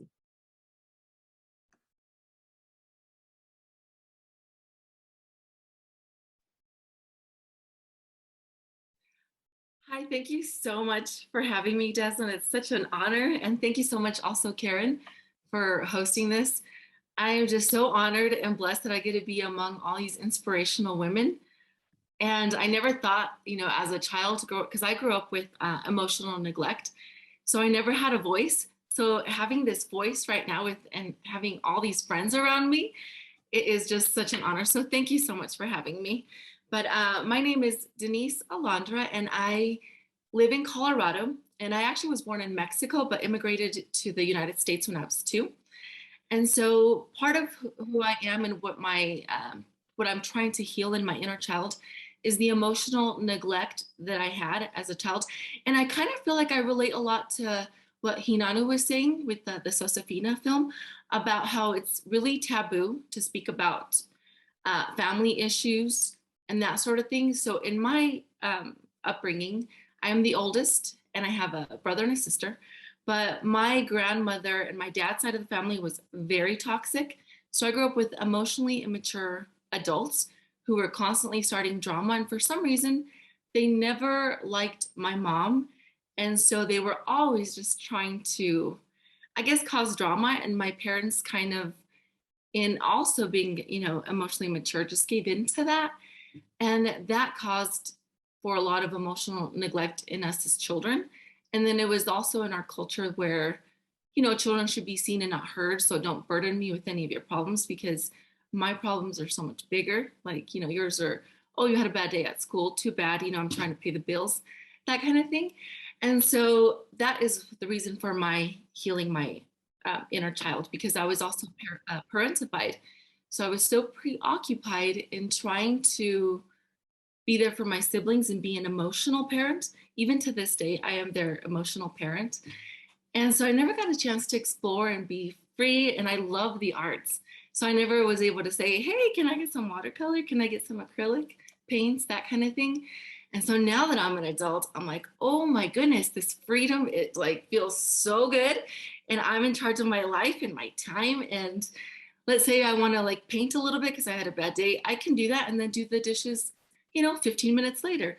Versus as a child, it's like you got to do all these chores and keep up. But I never thought that I would love to be an adult. They always say adulting is, you know, so tough, but being a child that was never heard or had freedom, it is beautiful. But the reason that I started kind of being aware that I needed to heal my inner child was when I became a mother. I have a 13-year-old daughter, and I started noticing in parenting her that, oh, wow, I'm doing things a little bit different than the way that I was treated. Or I would stop myself and say, wow, I don't want to parent that way. And so I found that, oh, wow, maybe my upbringing wasn't as good as I thought, because you don't know what life is out there because you only know what you live through. So we never know how toxic things really are. And so my big why is my daughter, and it's so much fun being a parent. She's an only child because I've been able to go through every age with her and be childlike, you know, and go to like the Disney on Ice and go to, you know, when she was younger, go trick-or-treating, and now she's a teenager. And so I kind of feel like I never realized that I also needed to heal my inner teenager. So she was really into that K-pop group BTS. And I feel like she's kind of left me behind because she's kind of, you know, progressed to other music, but I am still into BTS. And I just love just having fun and dancing. And so how Deslynn was saying, we both love music. And so just dancing and singing is like so healing to me. And then I also noticed, as far as in my marriage, because we're the same culture, because I'm from Mexico and my husband's family is too, we were kind of falling into the same repetitive patterns where my in-laws were trying to control our lives, and it was causing fights and tension between my husband and I. But what I decided to do, and I am very blessed that my husband is not that traditional, and he's very open to changing things, and he loves our daughter like, you know, that's like the love of his life, Junior. And so he was really amazing that he allowed us to set boundaries. So not only have I not seen my dad's family for like 10 years, I also haven't seen my husband's family for a while, but we found this beautiful balance, which kind of goes against our culture norm, where I still get to, we still have our family, our little family, my husband, daughter, and I, but then my husband he still gets to see his family. And my daughter has cousins and she still gets to be a part of that, but we managed to just set the boundaries so it's actually healthier for us. And my daughter is just thriving more in that situation versus in the tension that we had before. And so we found just boundaries with respect, and it's been amazing. So that has been my why I wanted to heal my inner child. And some of the things that I have done to heal my inner child is to acknowledge my inner child. And since I love the arts, I found this fellow artist on Instagram, and she did a self-portrait, but instead of doing a self-portrait of her current self now, she did a picture of her younger, you know, her younger little me. And so I wanted to share my photo because I did one. It's not perfect, it's not exact, but I drew myself when I think I was probably about like 5 years old. And I love it because I never felt that I was seen or important. And so being able to like, hey, I see you, and I get to have conversations with my inner child. I have that same picture, but the actual real photo on the side of my refrigerator. And being a mom and a wife, I get to, you know, do the dishes, cook. So I see that child every single day. And so I get to have conversations with her and acknowledge her. And it's just amazing to start to be my own cheerleader. Another thing that I did that was, I didn't think it was going to be as emotional, but I had seen online, and I'm not a therapist or licensed or anything. These are just things that have worked for me that maybe they might work for you, because they've been working in my journey. But this exercise was really fascinating. I wrote a letter on the perspective of my inner child with my non-dominant hand, which is my left hand. And it was amazing because they kind of looked like the handwriting that I had when I was like around 5 or 6 years old. It was, out of control, sloppy, but it was something like, hey, dear, I'm feeling lonely, or I'm feeling unseen, kind of just the younger child expressing what they're feeling in the moment. And that wasn't the hard part. The hard part was going to use my like dominant hand and write a letter back. I was like, oh my gosh. I like cried and cried. It was just crazy. I don't want to cry right now, but it's just so amazing that I never knew that I needed that. And so I'm grateful for the internet, because not only have I found amazing friends, but amazing tools that have helped me along my journey. And something that I also do is treat myself to some of my favorite like childhood treats. Like even today, I was like so proud of my inner child. And it's like, look at where we are now. We used to not have a voice. We were so shy, and we're here. So I had a candy bar before this call that we're on right now. It was so much fun. I was like, oh, I'm going to treat you. It's going to be amazing. We're going to have a great day. It's going to be like a celebration of loving ourselves and just taking care of ourselves and helping others in their journeys too. And then, let's see. Sorry, I wrote some notes. Something that I really appreciate Karen's exercises she had us do earlier, because I learned something from Mel Robbins that I follow on Instagram that has worked for me too, because as a child, I never felt like I was, I never emotionally connected with parents because they were so preoccupied, that whenever I feel just like anxious, nervous, like not safe, and my husband and daughter think it's so funny, but it works and I do it anyway. She did this exercise where you kind of just like hold yourself or put a little bit of pressure on your chest. And then you take like a deep breath. And then you tell yourself, oh, like you're talking to that child. You're like, you're okay. Like you got this. Like you're loved. You're worthy. You're going to get through. And just taking like those few moments to do that has been incredibly like helpful. And it helps me to just keep moving forward in that. And sorry, I have so many notes. Another thing that I do also is journaling, because my childhood has been like a lifetime, and my husband is amazing, but I don't want to bombard him with repeating and repeating and repeating. For example, it was taboo to, talk back to your parents or be upset at your parents for things that they failed to do.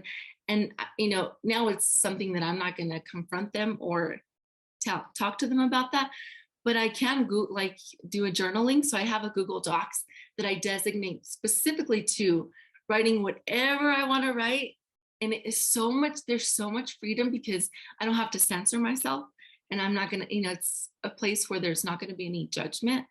And that has been incredibly beneficial. And then at the same time, I'm not bombarding my husband with repetitive things, or with my grandmother too, because I think she was somebody that hurt me a lot, and my dad's sisters. And so I don't have to pretty much, how they say hurt people. I don't have to go back and hurt the people that hurt me, because I can just release all those emotions in a healthy place. And let's see, what other things do I like to do? And I also allow myself to cry a lot too. And I think that has been really beneficial too. As a child, kind of like Hinanu was saying earlier, that she would cry in the closet, or she would be alone in the closet. I spent a lot of time crying alone in the bathroom, because I had to be like the adult and, just take care of my siblings. I didn't want to preoccupy them with, my stress. And so I now allow myself to do that. And a lot of times with music or going out and walking in nature, it is really healing. Or I would do these things where it was like a nature walk or praying walk, where I could just like mentally just put on a playlist and just walk in nature and just be present in the moment and let that out, what I'm feeling, and then go back and fill it in with the goodness like count my blessings, like see what things actually, like in the present moment, what am I grateful for? What am I thankful for? And that has been incredibly beneficial. And another thing too is because of the emotional neglect, I never felt that I was worthy. And so I kept sabotaging myself because, oh, you're not worthy, sabotaging myself as far as what goals I wanted to do, my health. And so now that I'm kind of acknowledging that younger child, I'm like, well, we can do this and you're worth it. And I love you and I'm here for you. And so it's incredible. I never thought that taking the time to self-care, because, you know, it's sometimes seen as selfish.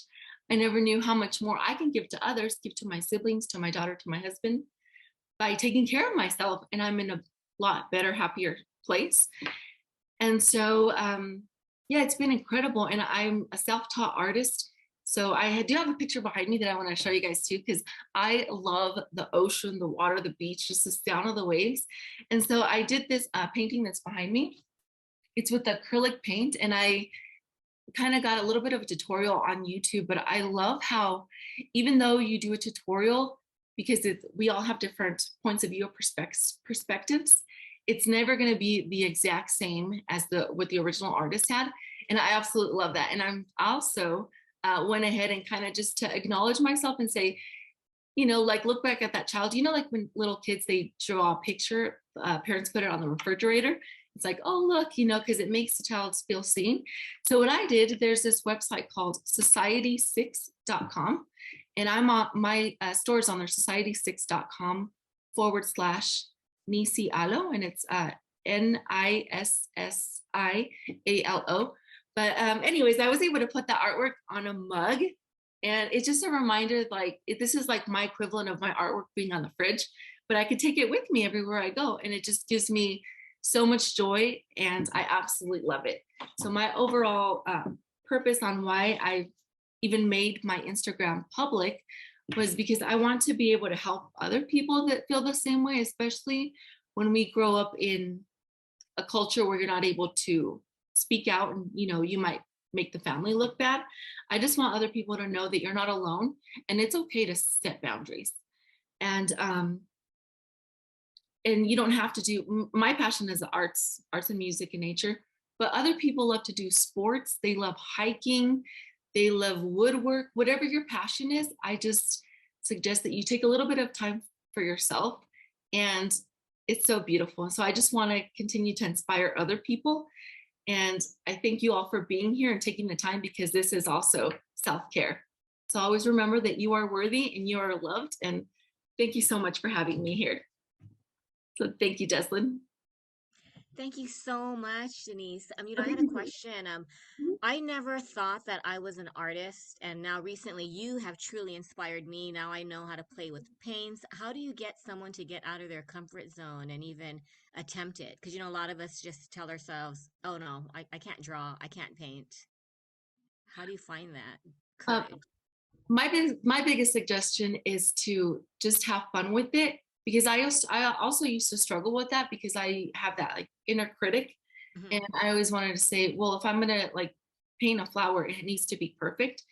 So I've kind of made it feel like my inner child's doing that work. And even just doing abstract, and, you know, and also on Instagram, I started putting my bloopers, and I'm going to start to put a little bit more of the failures, because, you know, on Instagram, we always put what's the prettiest, you know, or what we're so proud of. But I'm going to put some of the mess ups, and I have several that I'm going to slowly, I'm thinking of maybe like doing like one per week, just so other people are encouraged that, you know, like we're never going to start at being perfect. So just start somewhere. And the most important thing is to have fun with it, because in the process of doing it, it's like a meditation. Like you just, it's like a stress relief. And I think a lot of times it's like the process of playing with the colors. And so I recommend just have fun with it. Like whatever project you're doing, if you like arts and crafts, whatever you're doing, just have fun with it. And I think that eventually you'll get to the point where you want to get to, but we all got to start somewhere. So that's my biggest advice. Well, I love the blooper that you shared. I thought, wow, how pretty. And isn't it weird that we don't find it pretty? And then when we share it, people are like, oh my gosh, it's just so, you know, amazing. Oh, thank you so much. I appreciate you. Well, Deslynn is, yeah, I think she had just messaged that Margaret, who is supposed to be speaking soon, is unable to join Zoom. Okay. So I think what we'll do is do Oh, a, hi. oh, there she is. She's back. Hi guys, I'm working on the next speaker. She's about to join us shortly. I wanted to say thank you so much for sharing. You know, who would have known, guys? TikTok, everybody has this bad reputation with social media. What attracted me to her was her singing on top of social media, her dancing and singing. And so we did a few duets together and whatnot. And so that's how we became friends. And she was mostly on TikTok, and then she eventually like went down towards Instagram. And so now she's on Instagram, she's not on TikTok. But I just wanted to encourage you guys that some of your new best friends are actually virtual. Like, you know, like me and Karen met on Facebook in a group. So don't undermine. Can you share with them the biggest thing that you've learned with social media as far as having a support group? Yes, the biggest thing that I've learned with social media is the way that I grew up in a really small town. And so, in having like the small town culture and like having the toxic family that I had, I never knew that there was other people that actually maybe experienced some of the things that I did or had the same interest that I did. And so it has been amazing. And then not only that, but a lot of them, like Deslynn and Karen that I've met through online, there's no judgment, and it's kind of like an acceptance. You know, I'm accepted for who I am. And I always, you know, growing up a people pleaser, I always felt like I had to put on this, like, oh, everything's good, I'm happy all the time. But if I'm having a bad day, it's nice that I can like message Deslynn and say, oh, I'm like struggling right now. And she's not going to judge me. So, and I found other friends too. Like I found this gentleman that's in New Mexico, and he's like, we adopted each other. He's like my older brother because I'm the oldest. So it's kind of nice to have like an older sibling. And it is like amazing. And I've been able to ask him like questions, like with my brother, because he's in the car business. And so I've been able to ask him questions when my brother was working in that industry. So being able to reach out and have like friends and have a support group has been incredible, because now I know that I don't have to go through anything alone. So I'm grateful and I love you all. And yeah, it's been such a blessing. Thank you so much, Denise. I think a lot of us need to revisit that inner child and remember the things that we enjoyed as a child. I think we forget that as an adult. We're so busy doing that we don't take time to, like you said, just play and remember what, you know, we used to enjoy as a child. So what we're gonna do right now is we're gonna take a short break. We have 2 more speakers. So thank you so much for sharing. What we're gonna do is, Denise, if you could share, I know you have an online where people can buy your art. If you could share it in the chat, Oh, sure. that would be awesome. And also, I'm gonna have Karen share some grief affirmations, some healing affirmations, as I work on the next speaker who will be up, Margaret. So, Karen, can you go ahead and share some affirmations, please? Sure. I think everyone should make time to get a candle sometime during the week. I try to do this at least once a day, and it can be just a minute long. It's just amazing when you can stare at a flame. I did this with my daughters when they were younger, and they told me, "What are we doing? We're just staring at this fire." But now that they're older, they actually love having their candles, lighting it, and especially yummy scented ones. But Dessa wanted me to share some affirmations relating to grief that I've been using as I travel this grief journey. I just realized, and I think all of you do too, that just, you know, it doesn't matter how long, right? My dad passed in 2016, and recently I've been not only saying affirmations, but talking to him. And I don't know if anyone else does this, but I ask for signs that he's there. And I want to share something with you before I share a couple of affirmations. I asked for a white feather the other day when I was walking my dogs. And when I looked in the ground, like not even 5 seconds later, I saw a white feather about this big right in front of me. And I just thought, sometimes we question, I wanted to know that, is he there? I know you're there, Daddy, but just like show me. And I was doubtful. And when that feather appeared, I think we all need to just, I don't know if anyone believes that, just ask for signs or have conversations. I think conversations really help us connect with our lost loved ones. So the two that I've been doing is I choose to feel the presence of my loved ones. And as soon as I say this, it's amazing that I can see my parents. I'm going to share a photo of them. And this is taken about a year before my dad passed away. So I'm glad that we had a family photo.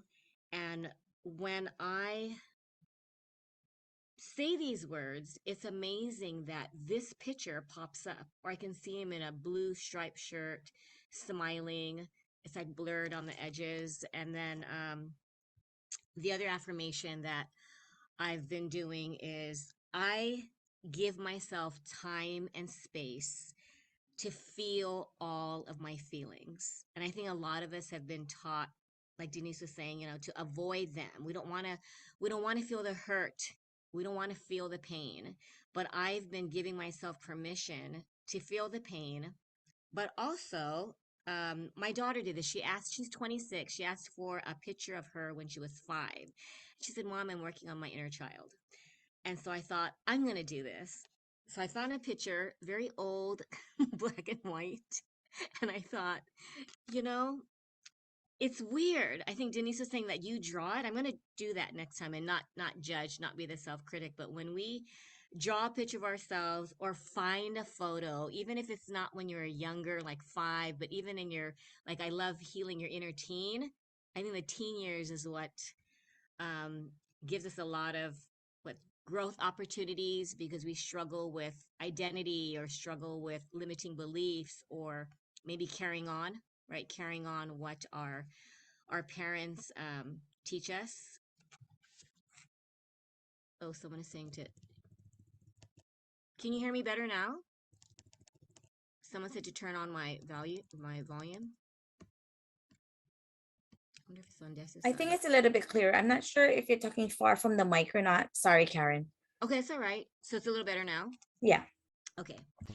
But I encourage everyone to just take the time to, maybe it's not these particular affirmations, but find something. A third one was I allow myself to feel the grief, which is similar to, feeling all of your feelings.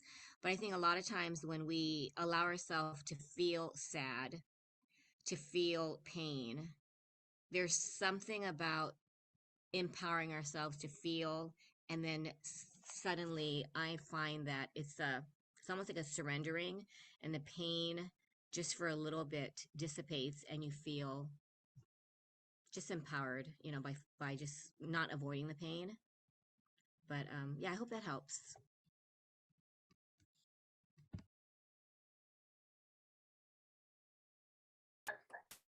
Hi guys. So I am trying to get one of our speakers on here, and we're having technical challenges. I just wanted to let you guys know real quick. Margaret's the next speaker. And so what I'm gonna do is I'm gonna have Karen work with Margaret offline. And then I'm gonna have Lori go ahead, and she'll be the next speaker. And then Margaret's gonna be our last speaker. And so, life happens, things, the unexpected. And I just wanted to say thank you so much for each and every one of you who have joined us, and even for the people who are watching the playback. We all go through life, and sometimes our hands get dealt with very hard situations that we don't wish upon anyone. And if you sit down and try to understand why, you can't, because sometimes it was never for you to understand. There's going to be people personally and professionally who are going to deliberately bring pain on your life. And it's not because you deserve it. I don't think any human being deserves to be treated badly.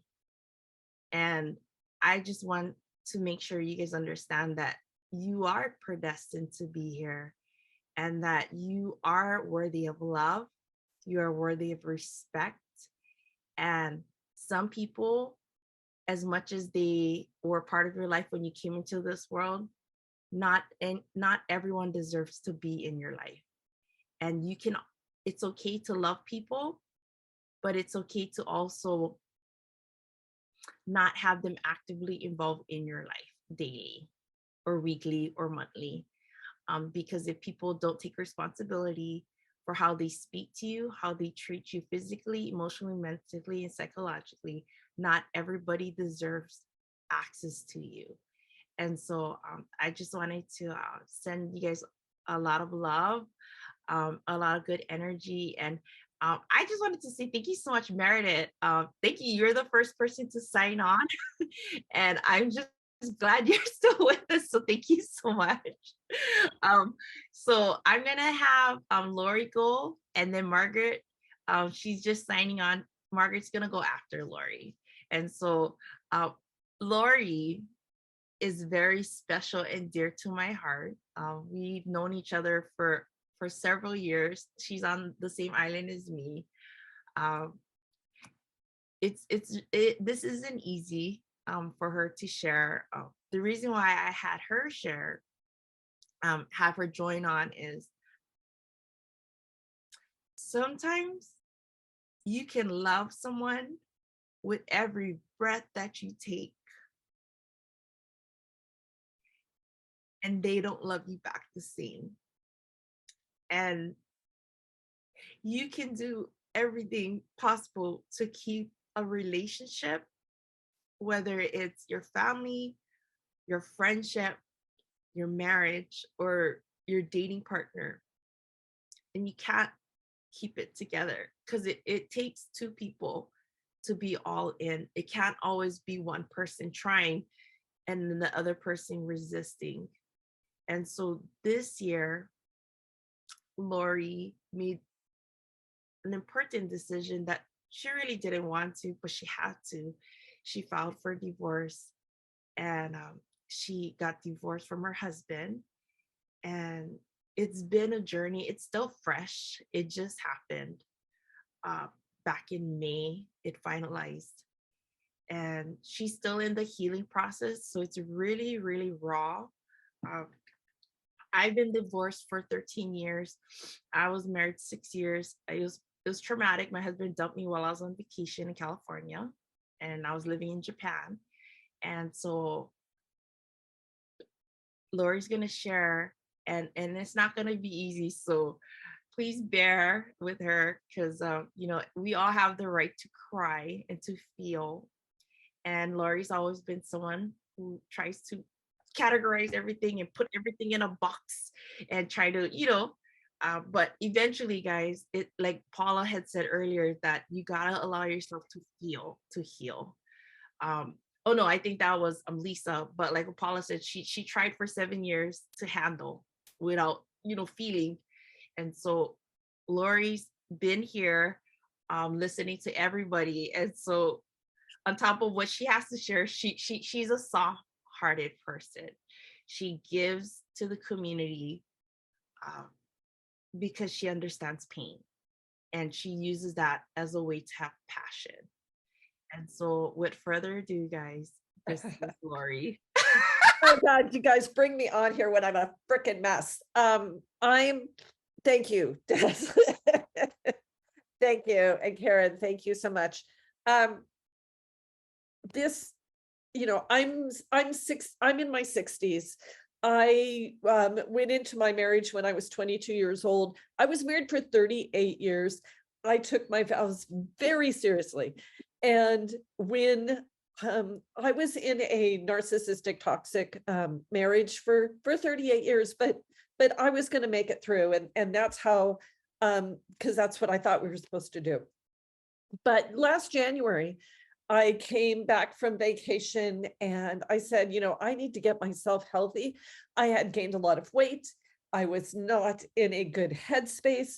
I had a lot of other challenges. So I got a coach to help me through that, Stacey Ricciardi. Those of you know her, she's fabulous. And we started working on me and my health, exercise, eating, and mental health. And through that process, I discovered that my unhappiness was a choice, and that I had a choice to make, and how I wanted to live the next 30 years of my life. And I decided that I needed to change my marriage. And so I approached my husband about that, and he said he was not willing. And so at that point, I literally gave him 30 days notice that I was moving out and filing for divorce. And that was like first week of April. I moved out the first week in May. I filed for divorce the end of May. It was finalized July 23rd. I have been so fortunate that I have these amazing people in my circle here on the island of Kaua'i, that I was able to get a rental really fast, quick, and easy, that I was able to move out of my house in like an hour and a half with like a boatload of friends. I have a circle of my Zonta sisters and my theater people who absolutely have been there to help me through all of these things. And last week, I just closed on my house that I just bought. So I've had a lot of positives, but through this journey, it's been the awakening of me, taking myself, making myself first, making myself a priority. I was told and gaslit for so many years that I was not enough. I was fat. I was lazy. I was not smart. I was all these things, and I believed it. And if you look at what I've accomplished, I have my own business. I have that's doing very well. I have a boatload of people and friends and things that I've been with. The thing is that that's not true. And I had to be taught that I was enough. And the word enough was my mantra, that I am enough. And trying to, sorry, I'm getting emotional about this. Trying to teach myself that I am enough. And I struggle every day with that, because I still think of myself as not enough, that I am enough to be just who I am, the way I am right now today. I don't have to change a thing. Nothing has to change. I'm okay right now. And that's what I want to teach the next generation, the next group of women, is that you are enough today, exactly the way you are. You don't have to lose a single pound. You don't have to change a single thing about you. You don't have to do anything, that you are enough, and that anyone who doesn't accept you is not welcome in your world. And there are many people out there that will embrace you. So I still go through struggles every day. The dating scene at this stage of life is quite interesting. And Des has kind of heard a bit of that. But, it hasn't really been, there are people out there that like me for me the way I am. And they accept me for me the way I am. And I didn't think that was possible, because I was told so much that I was not enough. And, not that I want to say anything, I have 2 beautiful children. I have 2.5 beautiful grandchildren. One's coming in January, so that's why I have. So my ex will always be part of my life, because we have, we have children together, and I wish him well. But I realize that, I do deserve more, and we all deserve more. So we as women, don't ever take someone else's opinion of you and, make that be your reality, because it's not. That's, Des, I know that you would were gonna kind of coached me through this a little bit. So No, you did a beautiful job. Guys, I just wanted to give a shout out to Laurie and all the speakers. This is their first time, guys, doing something like this. They're not paid speakers, they're not professional speakers, they're just real people being vulnerable, being authentic, and sharing from their lives.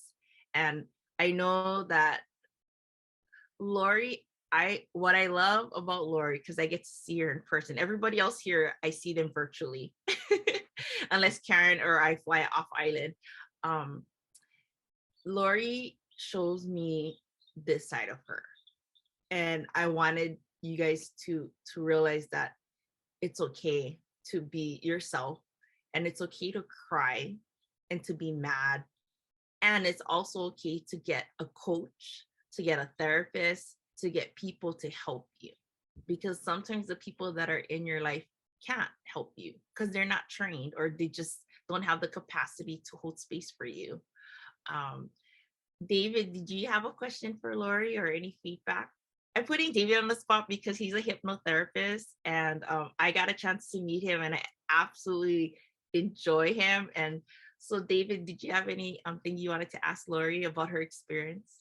I don't have anything to ask Lori. It's really hard to add to these stories. They're just so wonderful. And I've posted a couple of things in chat that I work with clients on. But I just posted something because Lori hit a soft spot with me is I'm enough. And I think that's so important. And I write it down, put it on your mirror, write it in lipstick on it, whatever you want to do, but look at it and say it every day. Because we are everyone, all of y'all, you are enough. There's nothing more that you need other than what you already have. And you can build on that. You can improve that, and you can make it better. I help my clients. I guide them. Denise's story also just hits home. The journaling is such a big thing, and it really helps you put in perspective, some of these things in life that come up and hit us, and we don't feel well about, and we have a hard time coping with, and journaling can really put that in a different context and let you look at it in a different way. I use journaling a lot too with my clients, and gosh, Denise would be a perfect example of how well that works. And Lori, just everything to you. That was really tough, but you did something for yourself. As a therapist, I'm really proud of you for doing that, because it's not easy to take that step. It's not easy to make the change. Nobody likes change, but we all can do it. And we all have support groups, and talk to your friends. I've never lost a family member, but I lost a dear friend. And I cry about that sometimes myself. But something to know is although she's gone, she'll always be with me. And I'll always remember those things that I really loved about her. And that's something that no one can take away from you. You'll always have that. So I don't have anything more really to add about anybody's story, because I think everybody's story is unique. And I've been honored just to listen and hear what y'all have to say. It's been fantastic. So thank you very much, Deslynn. I appreciate you inviting me today too, by the way. And Karen, and it's really nice for y'all to have me here. Thank you so much. Guys, I keep bringing him into the limelight, even though he's just here to observe. We met. He's gonna be on the podcast. We were supposed to interview. We ended up building a great friendship over the first time we met. So Lori, I wanted to ask you a question. Yes. what is your suggestion for someone who is recently separated, or recently divorced? Because it's still fresh for you. I'm still figuring it out. So, I mean, I've just been pushing my life forward. And I mean, if you start looking at my timeline that I've started this journey and where we are today, it's literally been 7 months. I mean, it's so fast. And I mean, in fact, my attorney that I hired to do my divorce, he goes, I've never seen a divorce go through the court. My divorce went through the courts in 3 hours. Yeah. So, I mean, I was like separated, divorced, sold my house, done, bought a house, and moving. I mean, right now, I'm in the process of moving to my new house that I've completely gutted, and I'm renovating. So I'm in the middle of a renovation right now in my new house, and I'm buying furniture today. I'm driving all over the island, picking up all this furniture because I have nothing. I moved out with the clothes on my back, and that's it. I took nothing from the house. 38 years of marriage and things we've collected. I have none of it. So I'm starting over completely. And so I'm like, shopping, and I'm on Marketplace, and I'm everything. And so anyway, I'm buying all new stuff. I mean, everything I have is brand new life, brand new everything. I'm dating, I'm seeing new men. That's a whole different thing. Trying to, figure that whole thing out, and just, yeah, anybody want to have there's a whole nother podcast we need to have about dating in the 60s online. It's like, that needs to be a whole discussion. Wait, okay, God. I know what I want you to ask, and it's not gonna be professional. Okay, guys, this is the fire part of her. What is your advice to people who think they should stay because they're too Oh no, because no, don't do it, because you know what? I could have been in this relationship. I love him, I still do.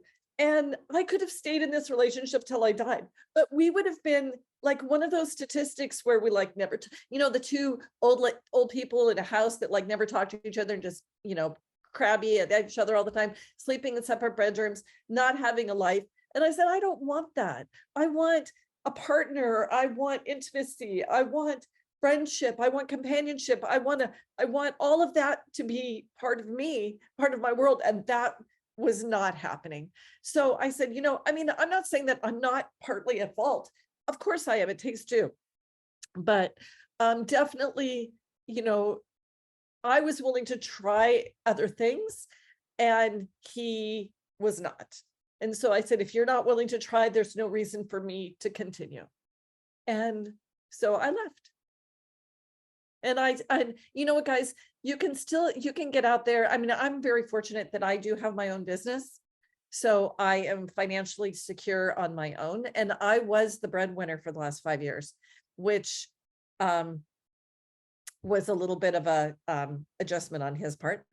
And, but maybe that's what was easier for me to make the transition, is that I could just up and leave. So, yeah, we had a discussion. Sorry, guys, I've known Lori, and we've had deeper discussions about this. That's why I'm gonna say stuff I wouldn't normally say to the other speakers. But Lori has learned the art of enjoying her life. Yeah. And I always remind her, I'm like, dude, don't even, you know what I mean? And then she's like, I know, you know what I mean? And so she's learned that, yes, that was a toxic relationship, but she realized she deserves it. So Lori has been going to plays. She's been flying back and forth between islands, and she's been going to plays.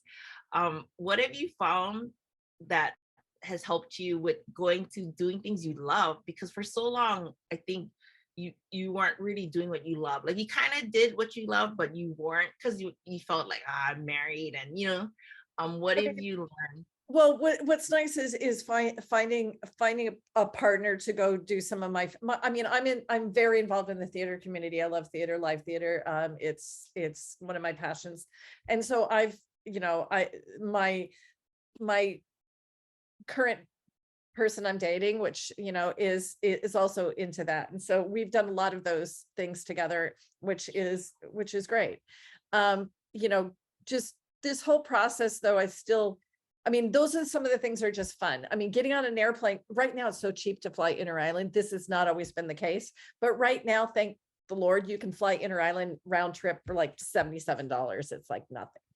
And so to go to another island and, you know, and experience other things in other places. I mean, I love Kaua'i. Kaua'i's fabulous, but,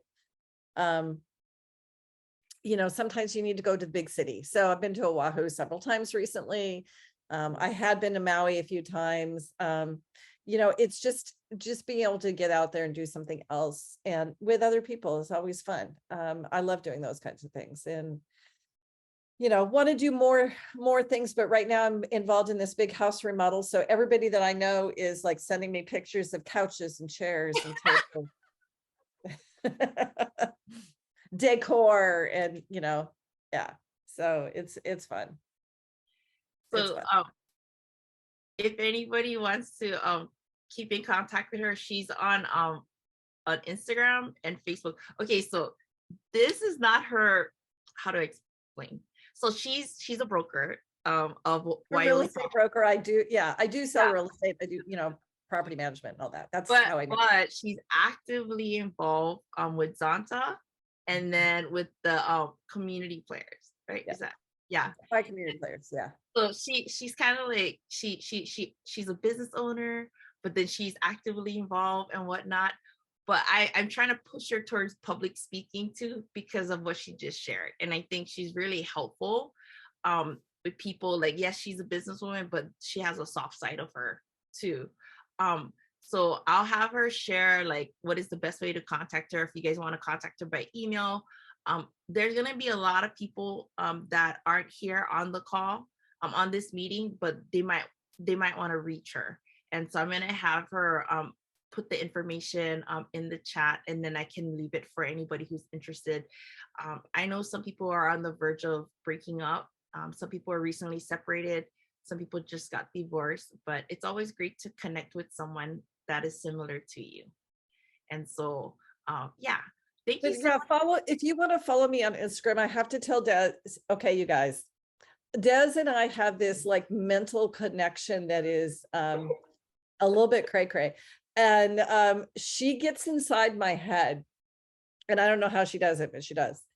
And so if you look at my Instagram, I mean, it's really my voice. A lot of it is my voice. But it's not my voice because it's Des. She just gets inside my head and does it. And so she is my marketing manager, if for those of you who don't know. And so really everything you see on there is I'm sending her some weird picture or a video or something I did somewhere. And she puts it all to music and puts it all in there and puts all the little captions in there. I mean, it is my dog. Okay. So my dog, like my dog should have her own freaking Instagram page or TikTok. But yeah, it does. Thank you so much for just making this my social media, my marketing so much easier, because you're the only person I've ever met that could get inside my head and kind of, you know.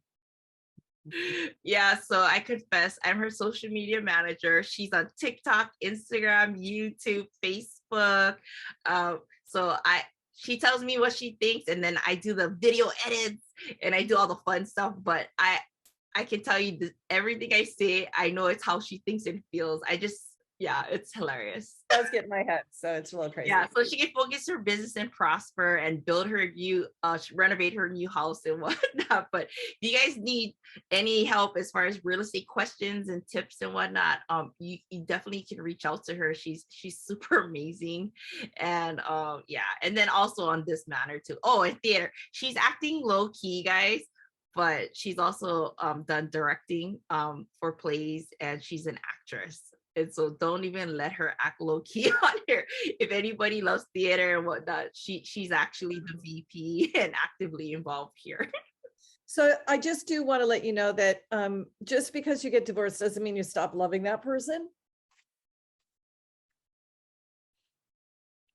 Yep. Yep. It, you know, you can love people. I was grieving. My sister said, "You're grieving your best friend."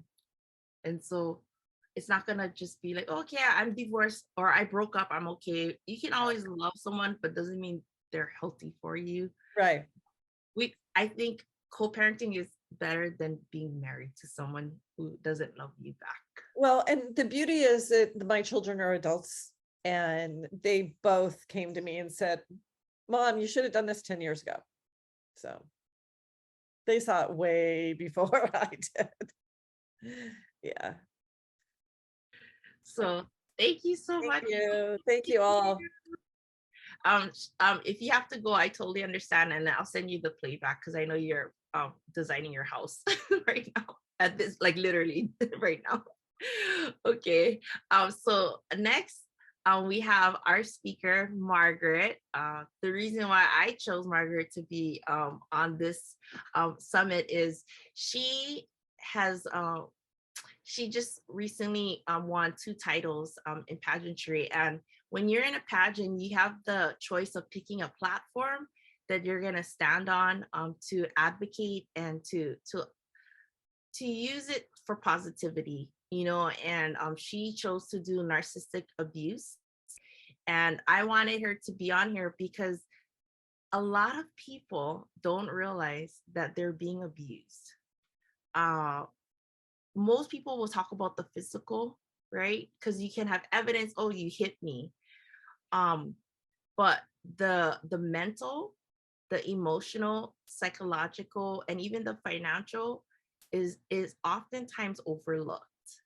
And so I wanted her to come on here to share her experience and her knowledge so that people can be aware, because she was recently at a church function talking about it, and she was explaining about verbal abuse, gaslighting, and it was like people started crying because they weren't even aware that they've been gaslighted their whole lives. And so I wanted her to come on to share her personal story and tips for you to consider and the importance of loving yourself. So with further ado, guys, this is Margaret. She made it.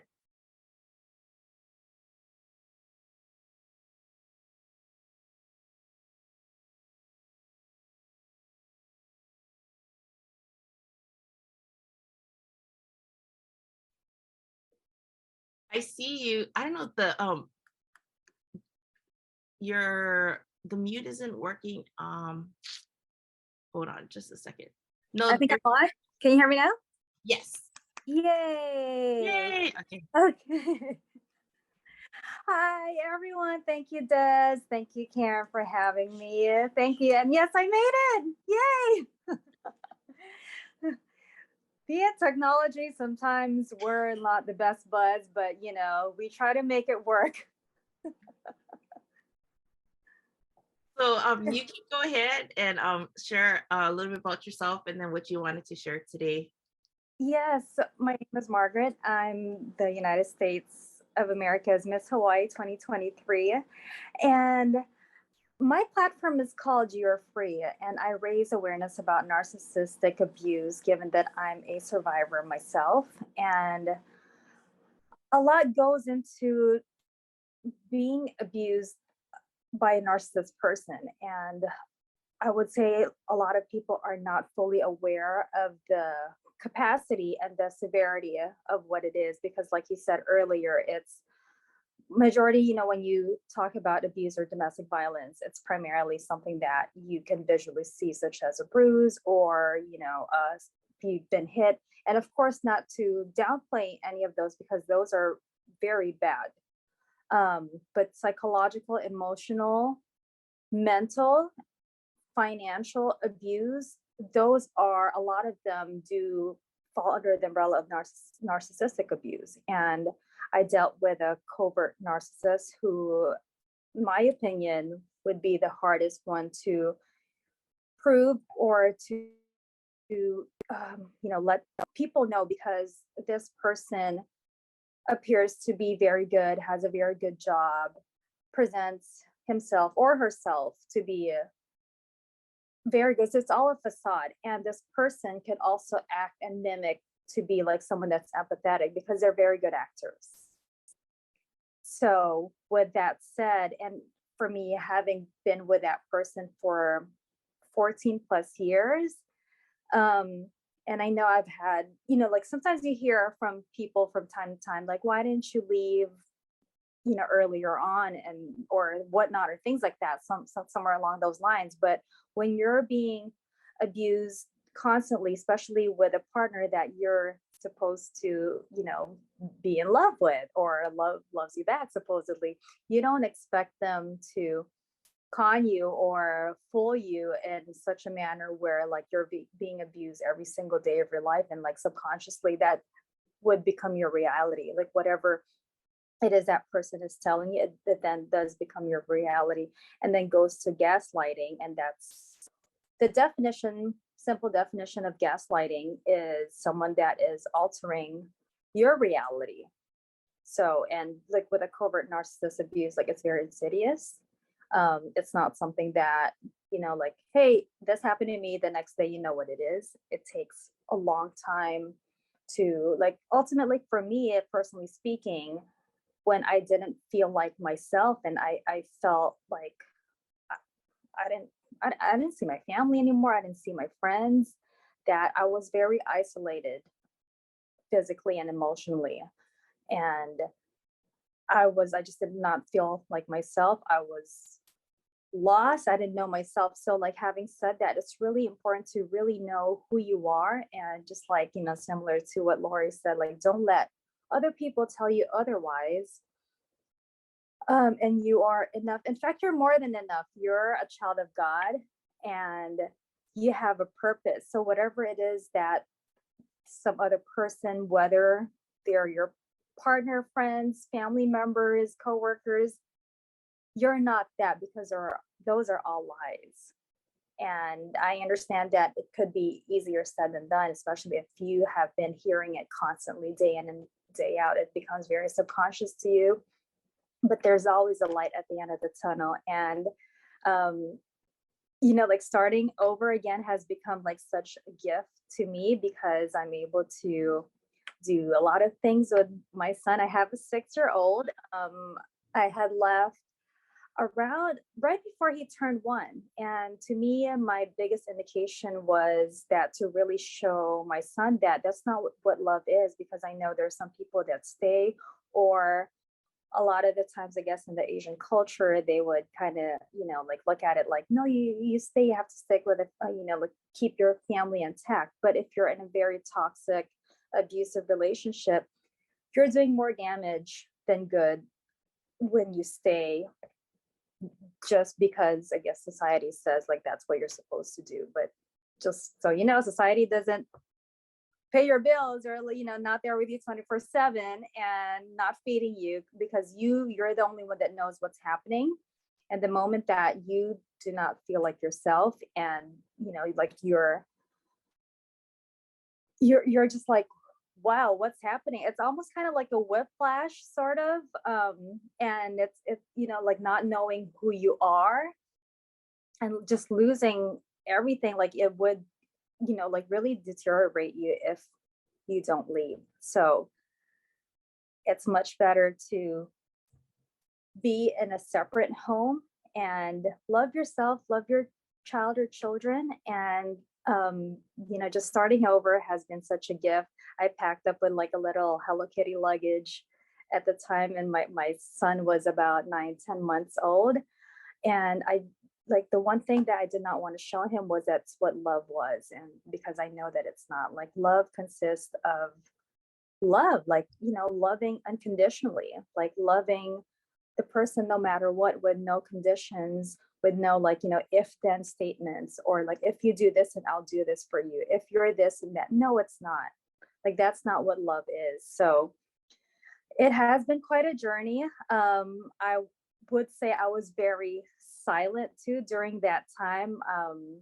I learned a lot about myself, and a lot of it, like through the pageantry, it did give me that platform. I'm so grateful for the organizations that I have been a part of, and very grateful to have met Des and Karen and all of you guys here. And we're just here to provide that safe space to encourage and, share our stories, because we're all connected one way or another, and we're all human. And, like we always would have to offer a helping hand no matter what. Like, we can't possibly like judge people or like just walk by someone without like, hey, is there anything I can do for you? Or, hey, that's a beautiful dress, like things like that. Because one encouragement or one, like simple hello, simple smile could really uplift someone. And I would say to the ones that do share their experience to someone, let's try our best to not be judgmental, because that person is doing their very best to cope, and it's not the easiest. And I have been there. It's not like the easiest process, but it is very doable. But for someone that is there to listen, like having just that listening ear means a lot to that person. It's almost like kind of giving them a hug. That's so a little nutshell of my story. No, thank you so much. I think that's true. Like showing kindness and listening to people. I swear people underestimate the gift of listening. Mm-hmm. And holding space. What do you find? Because with loving yourself and whatnot, what do you think is the key thing for people that you'd want, like 3 things that stand out that you've learned to do that you probably weren't doing, in your relationship? And now, what is some tips that you want to encourage people to consider to loving themselves? Definitely, I would say, there's quite a lot, but like top 3, I would say, speak up. Like, to me, it's so important to speak up, whatever it is that you're feeling. When you're being silenced, I think that equals to being in prison. Like I felt like such a prisoner in like so many like different aspects of my life, where like, naturally I love connecting, but speak up, like, in your experiences, and don't be shy, don't be ashamed to like really share and be vulnerable and share your heart. And because you may inspire someone that, you don't know that had gone through or is going through, or they might know someone that's going through that. And then, with you sharing, the mere fact that you're sharing, it allows them to, perhaps help someone or reach out to someone that is needing to be listened to, or needing some kind of comfort, or needing some kind of understanding. And number 2, I learned to just really be myself. And I think that one of the things that us as individuals should really embrace is just embrace our individuality and like our own personalities. If you're kind of like a goofball, or like, yes, exactly. Hey, Des and I, like, oh my gosh, like we talk on the phone like as if like we have grown up like next door to each other, and we're like, where have you been all my life? And we're like, oh wait, hold on, okay, like, let me drink coffee 1 second, I'll call you back in 5 minutes. Like, we literally like talk like as if we're like next door, like living next door to each other. And I just love that. And having that kind of like sisterhood that, like when you're like just being yourself, and just, like, and I'm not afraid to like even show my emotions, and if I have to cry, I'll cry to her. And I think that, like, crying is also showing your strength, because a lot of people nowadays just kind of like, hey, I'm good, nothing's going on. But like, hey, it's okay to cry. It's okay to take a moment to yourself. It's okay to call up a friend that is very trustworthy. Actually, call up a friend that can like, kind of like just like be silly with you, but like someone that is really not judgmental, and be like, hey, I'm here for you no matter what. I'm down to listen. I am, no matter what you're going through, I want you to be able to be comfortable and come to me. And she's been that for me. And I'm so grateful for her. And number three, I would say is just laugh. Like, it's okay to laugh at yourself. Like, I know I have gone through like so much, like with the experience that I've had, but I mean, from time to time, I kind of like joke about it, like just in my head, or like, okay, I guess I can't say that. Oh no, I can't, because I can now. I can talk out and speak however I want. Exactly. So, make fun of yourself in that way. And sometimes I'm like, I pretend I'm in a music video in the car, just to like keep me like so energized, because I could never do those things before. I would do like, why are you listening to that music? And then like, because I can now, So simple things like that is just like, it brings me joy and brings my son joy too. And at times he does tell me like, Mom, you have to like settle down or be quiet a little bit. But I'm like, okay, boy, okay. But then he joins me afterwards. Oh my gosh. I didn't know I was laughing. Oh, sorry, guys. I didn't. I thought it was on mute. No, it's so true. I mean, like everybody who shared on here, guys, they shared deep things, but I can tell you, they've learned to access joy. That's why I wanted them to talk about loving yourself. They did the best they could within the short time span that they had. If I could keep them on for like hours, but I wanted you guys to know that yes, you are going to go through difficult times. You're going to go through times that you wish you were someone else. Like, can I swap places with you? Can somebody be on this roller coaster ride called life? You know what I mean? It's going to happen. And it just so happened that everyone who's been on here, they dealt with trauma, they dealt with abuse, they dealt with grief and loss. And I wanted them to talk because they're like a rainbow of things that happen. But the rainbow appears after the rain, or when there's water nearby. In Hawaii, we see it all the time. We take it for granted. And David used to live in Hawaii. Sandy loves Hawaii because she's visited here often. But I just wanted to say thank you so much, Margaret. That even though you were planned to be last, you ended it with a bang. Thank you. Thank you so much. And it's such a pleasure to be here. I'm so honored to be here. So guys, the person who's on this call, this meeting has known me the longest is actually my best friend, Jeanette Reyes. And so she's been here from the first speaker to the last. Jeanette, I don't mean to put you on the spot, but can you tell? Yes, she's acting shy. She's not, guys.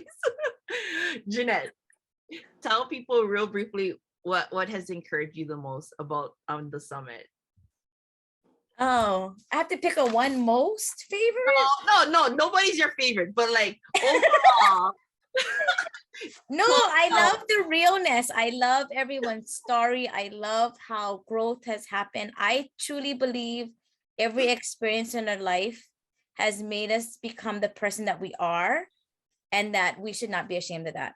We really need to value all of those terrible, fun, great, awful moments in our life, because that is how we are the person we are today. I don't know when I understood that, but when I finally understood that, I loved life. I loved how my life is relatable to somebody else.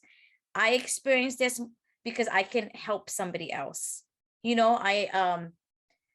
can understand when people go through pain. You may not have gone through the exact same thing, but that we are put in situations because we need to. We have the wrong response. I had the wrong perspective on certain things.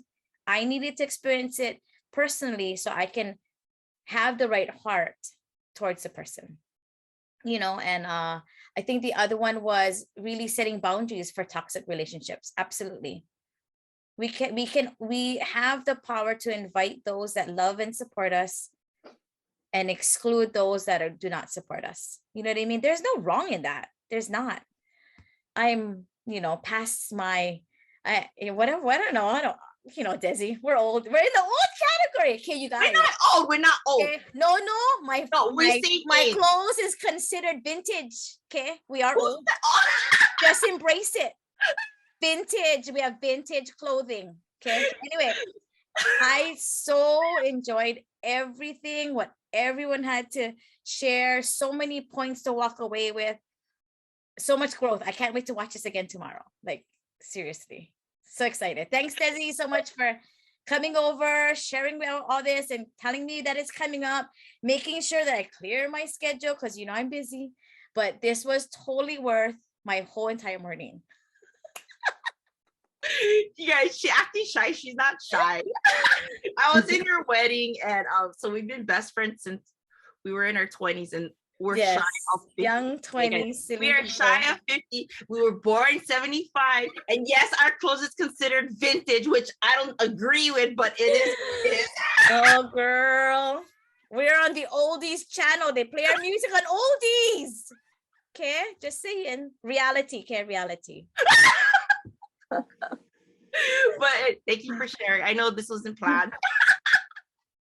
But guys, thank you so much for staying with us. Does anybody want to share any final words? Sandy's all the way from Australia. So guys, so Karen is a published author. She just was in her third book.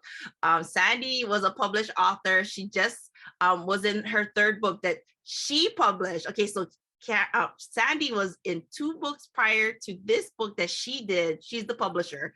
But she was in 2 books and it was all in 1 year.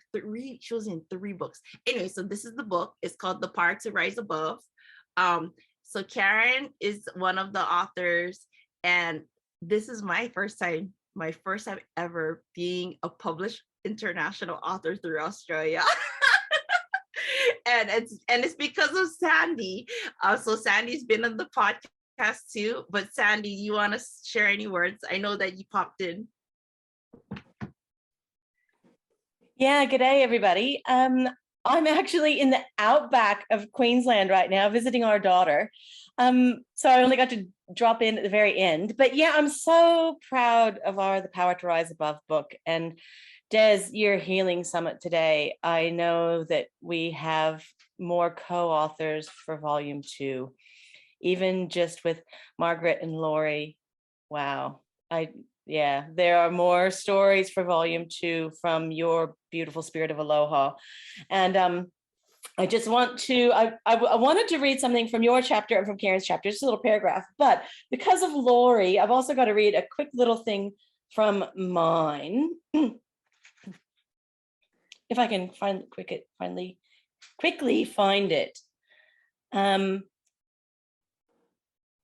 it's gonna be too hard to find mine. But my thing is, it's never too late. We're never too old. So don't wait until you are in our vintage years to share those stories of overcoming, because there is always someone else that needs to hear how we continued to rock. But I'm just gonna read a little bit from Des.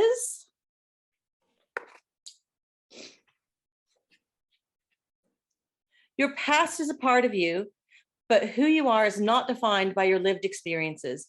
It enables you to have strength and empathy for others like yourself. The opposite of fear is love. Your love for others and yourself can outweigh whatever is holding you back from connecting to hope for a better day. And Des, this book would have been so much less without you. And I am so glad that you listened to Karen and I, as we almost had to beg you to take the leap of courage to put your story to words and to print, because I really think that, I don't know, my heart would have actually been so heavy on the floor with sorrow if you hadn't actually taken that final leap and been a part of this. I'm so thankful to have you as a part of this book. And Karen, I want to read a little something from your chapter. Let me see. Karen's chapter is incredible. She wrote The Gift of My Failed Suicide Attempt, and it was so brave and courageous to actually talk about her suicide attempt as a young adult. And I know that that story is going to fall into hands of other people in that moment and help them do what Karen recommends, of just breathing and saying, this too shall pass. So Karen, let's find a chapter, a paragraph from you.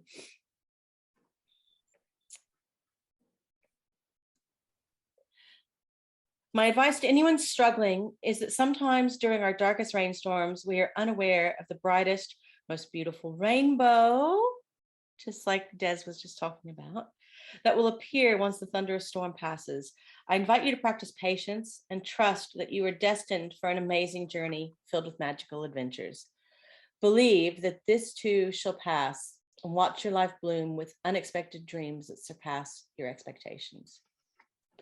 Powerful, powerful ladies. And I love the magnetism of both of you, that you then attract other incredible, strong women into your sphere, because I'm such a huge believer in together we rise always. And that concept of mirroring, Margaret, yes. If we speak about our truths and the struggles that we have gone through, we mirror someone else the strength and reminder that they've got it and they will get through it. Guys, as you can see, this is why I agreed to be in the book. Sandy is so uplifting, and she's energetically inspiring and encouraging. I deal with PTSD, but I lean towards PTSG, which I learned is post-traumatic stress growth. I do deal with episodes of depression. It happens more so during the anniversary, because my dad died from being in a vehicle accident, and my sister died from being in a vehicle accident. So they have this thing, psychology, like your body keeps score. And so even though I'm okay, my body remembers when it's the anniversary of people I love, when they die. And so I just have to like slow down, so that I can give myself time to just kind of like recharge and stuff. And so I just wanted to share, this is why I agreed. Sandy, I told Sandy, I don't know if I want to be in the book. And so she already had read my story, her and Karen, and they were like, oh no, they're like, it's okay, we understand if you don't want to be in the book, we totally support you. But they're like, no, like they were so upset at me. They were like, they wanted to just submit without me agreeing.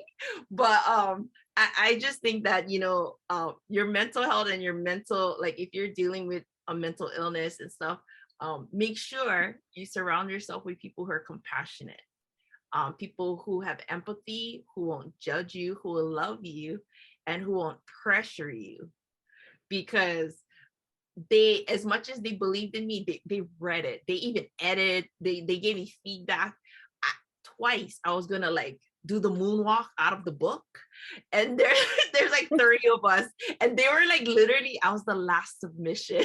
I was like, I don't know if I want to do this, my mom's gonna abandon me. I was talking about abuse, and I come from a family where you don't talk about this kind of stuff.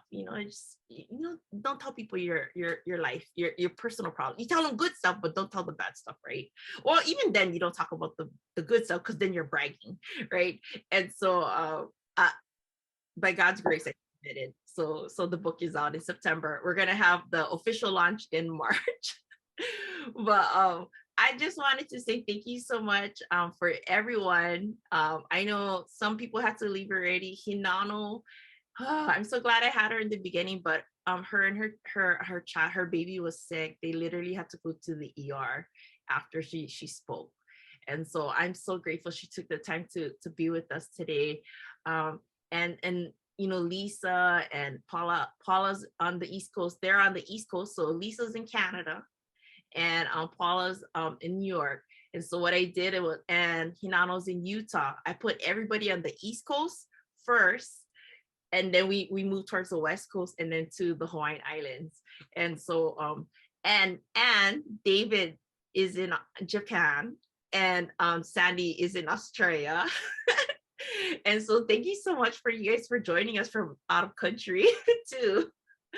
But thank you so much for each and every one of you who shared, and even for those of you who are here. I just wanted to say that you are worthy of love. You are meant to be here. And just because you went through more difficult times, it doesn't make your self-worth less than the next one who did it. And that it just makes us more relatable. I used to feel shame that I'm an abuse survivor of over 20 years. And I finally shared my abuse story. But if anybody's in here, or if you're watching the playback, when you're more relatable, you can hold space for people and love them more deeply than someone who's never experienced hard times. And don't feel shame or guilty about your past. Just know that today you get to choose to heal.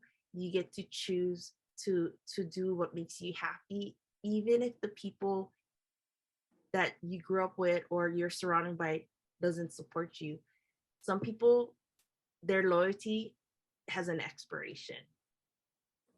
And the person you have to be most loyal to is yourself.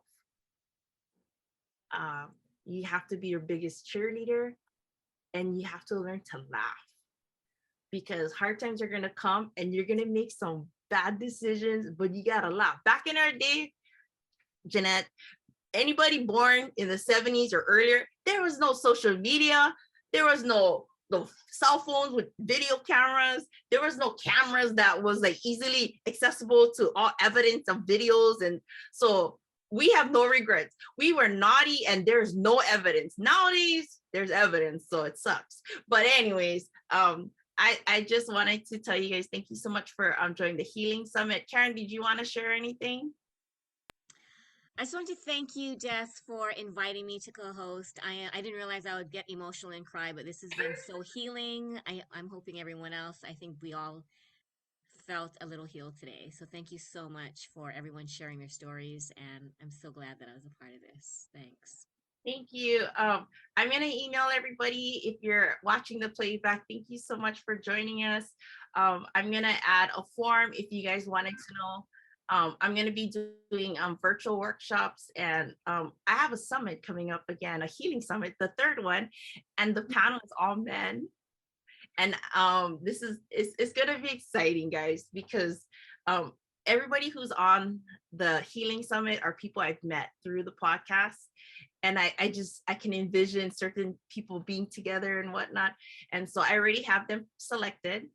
So it's going to be in January. So if you guys are interested, when I send out the email, people, if you're interested in being a part of the mailing list, once a month, I'm going to just send updates and whatnot, and also free resources. Because like Lori said, I handle her social media. So I already have some cool stuff for you guys, like affirmations and 2023, a tropical style calendar that is a free resource for you guys. And so I am blessing you guys once a month with stuff that I create with the tropical vibe. I'm in the islands and stuff. And then I have friends all over the world. They also do workshops and summits that are free, and then some of them will have fees, but I can let you guys know because, you know, we're always here learning, growing, and, you know, it's, yeah. But yeah, so does anybody have any closing, or you guys are good?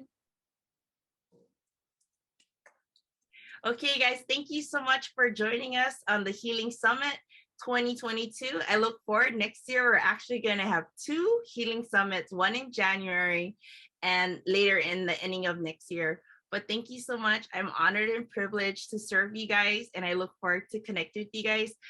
You can follow my podcast, Healing with Aloha. It is on 10 platforms. You would most recognize it on Apple Podcasts, Spotify, Amazon Music, and Audible. You can find me on Instagram as Healing with Aloha, or on TikTok and Facebook. But guys, have a great and beautiful day. Thank you so much, guys. Bye. Love you.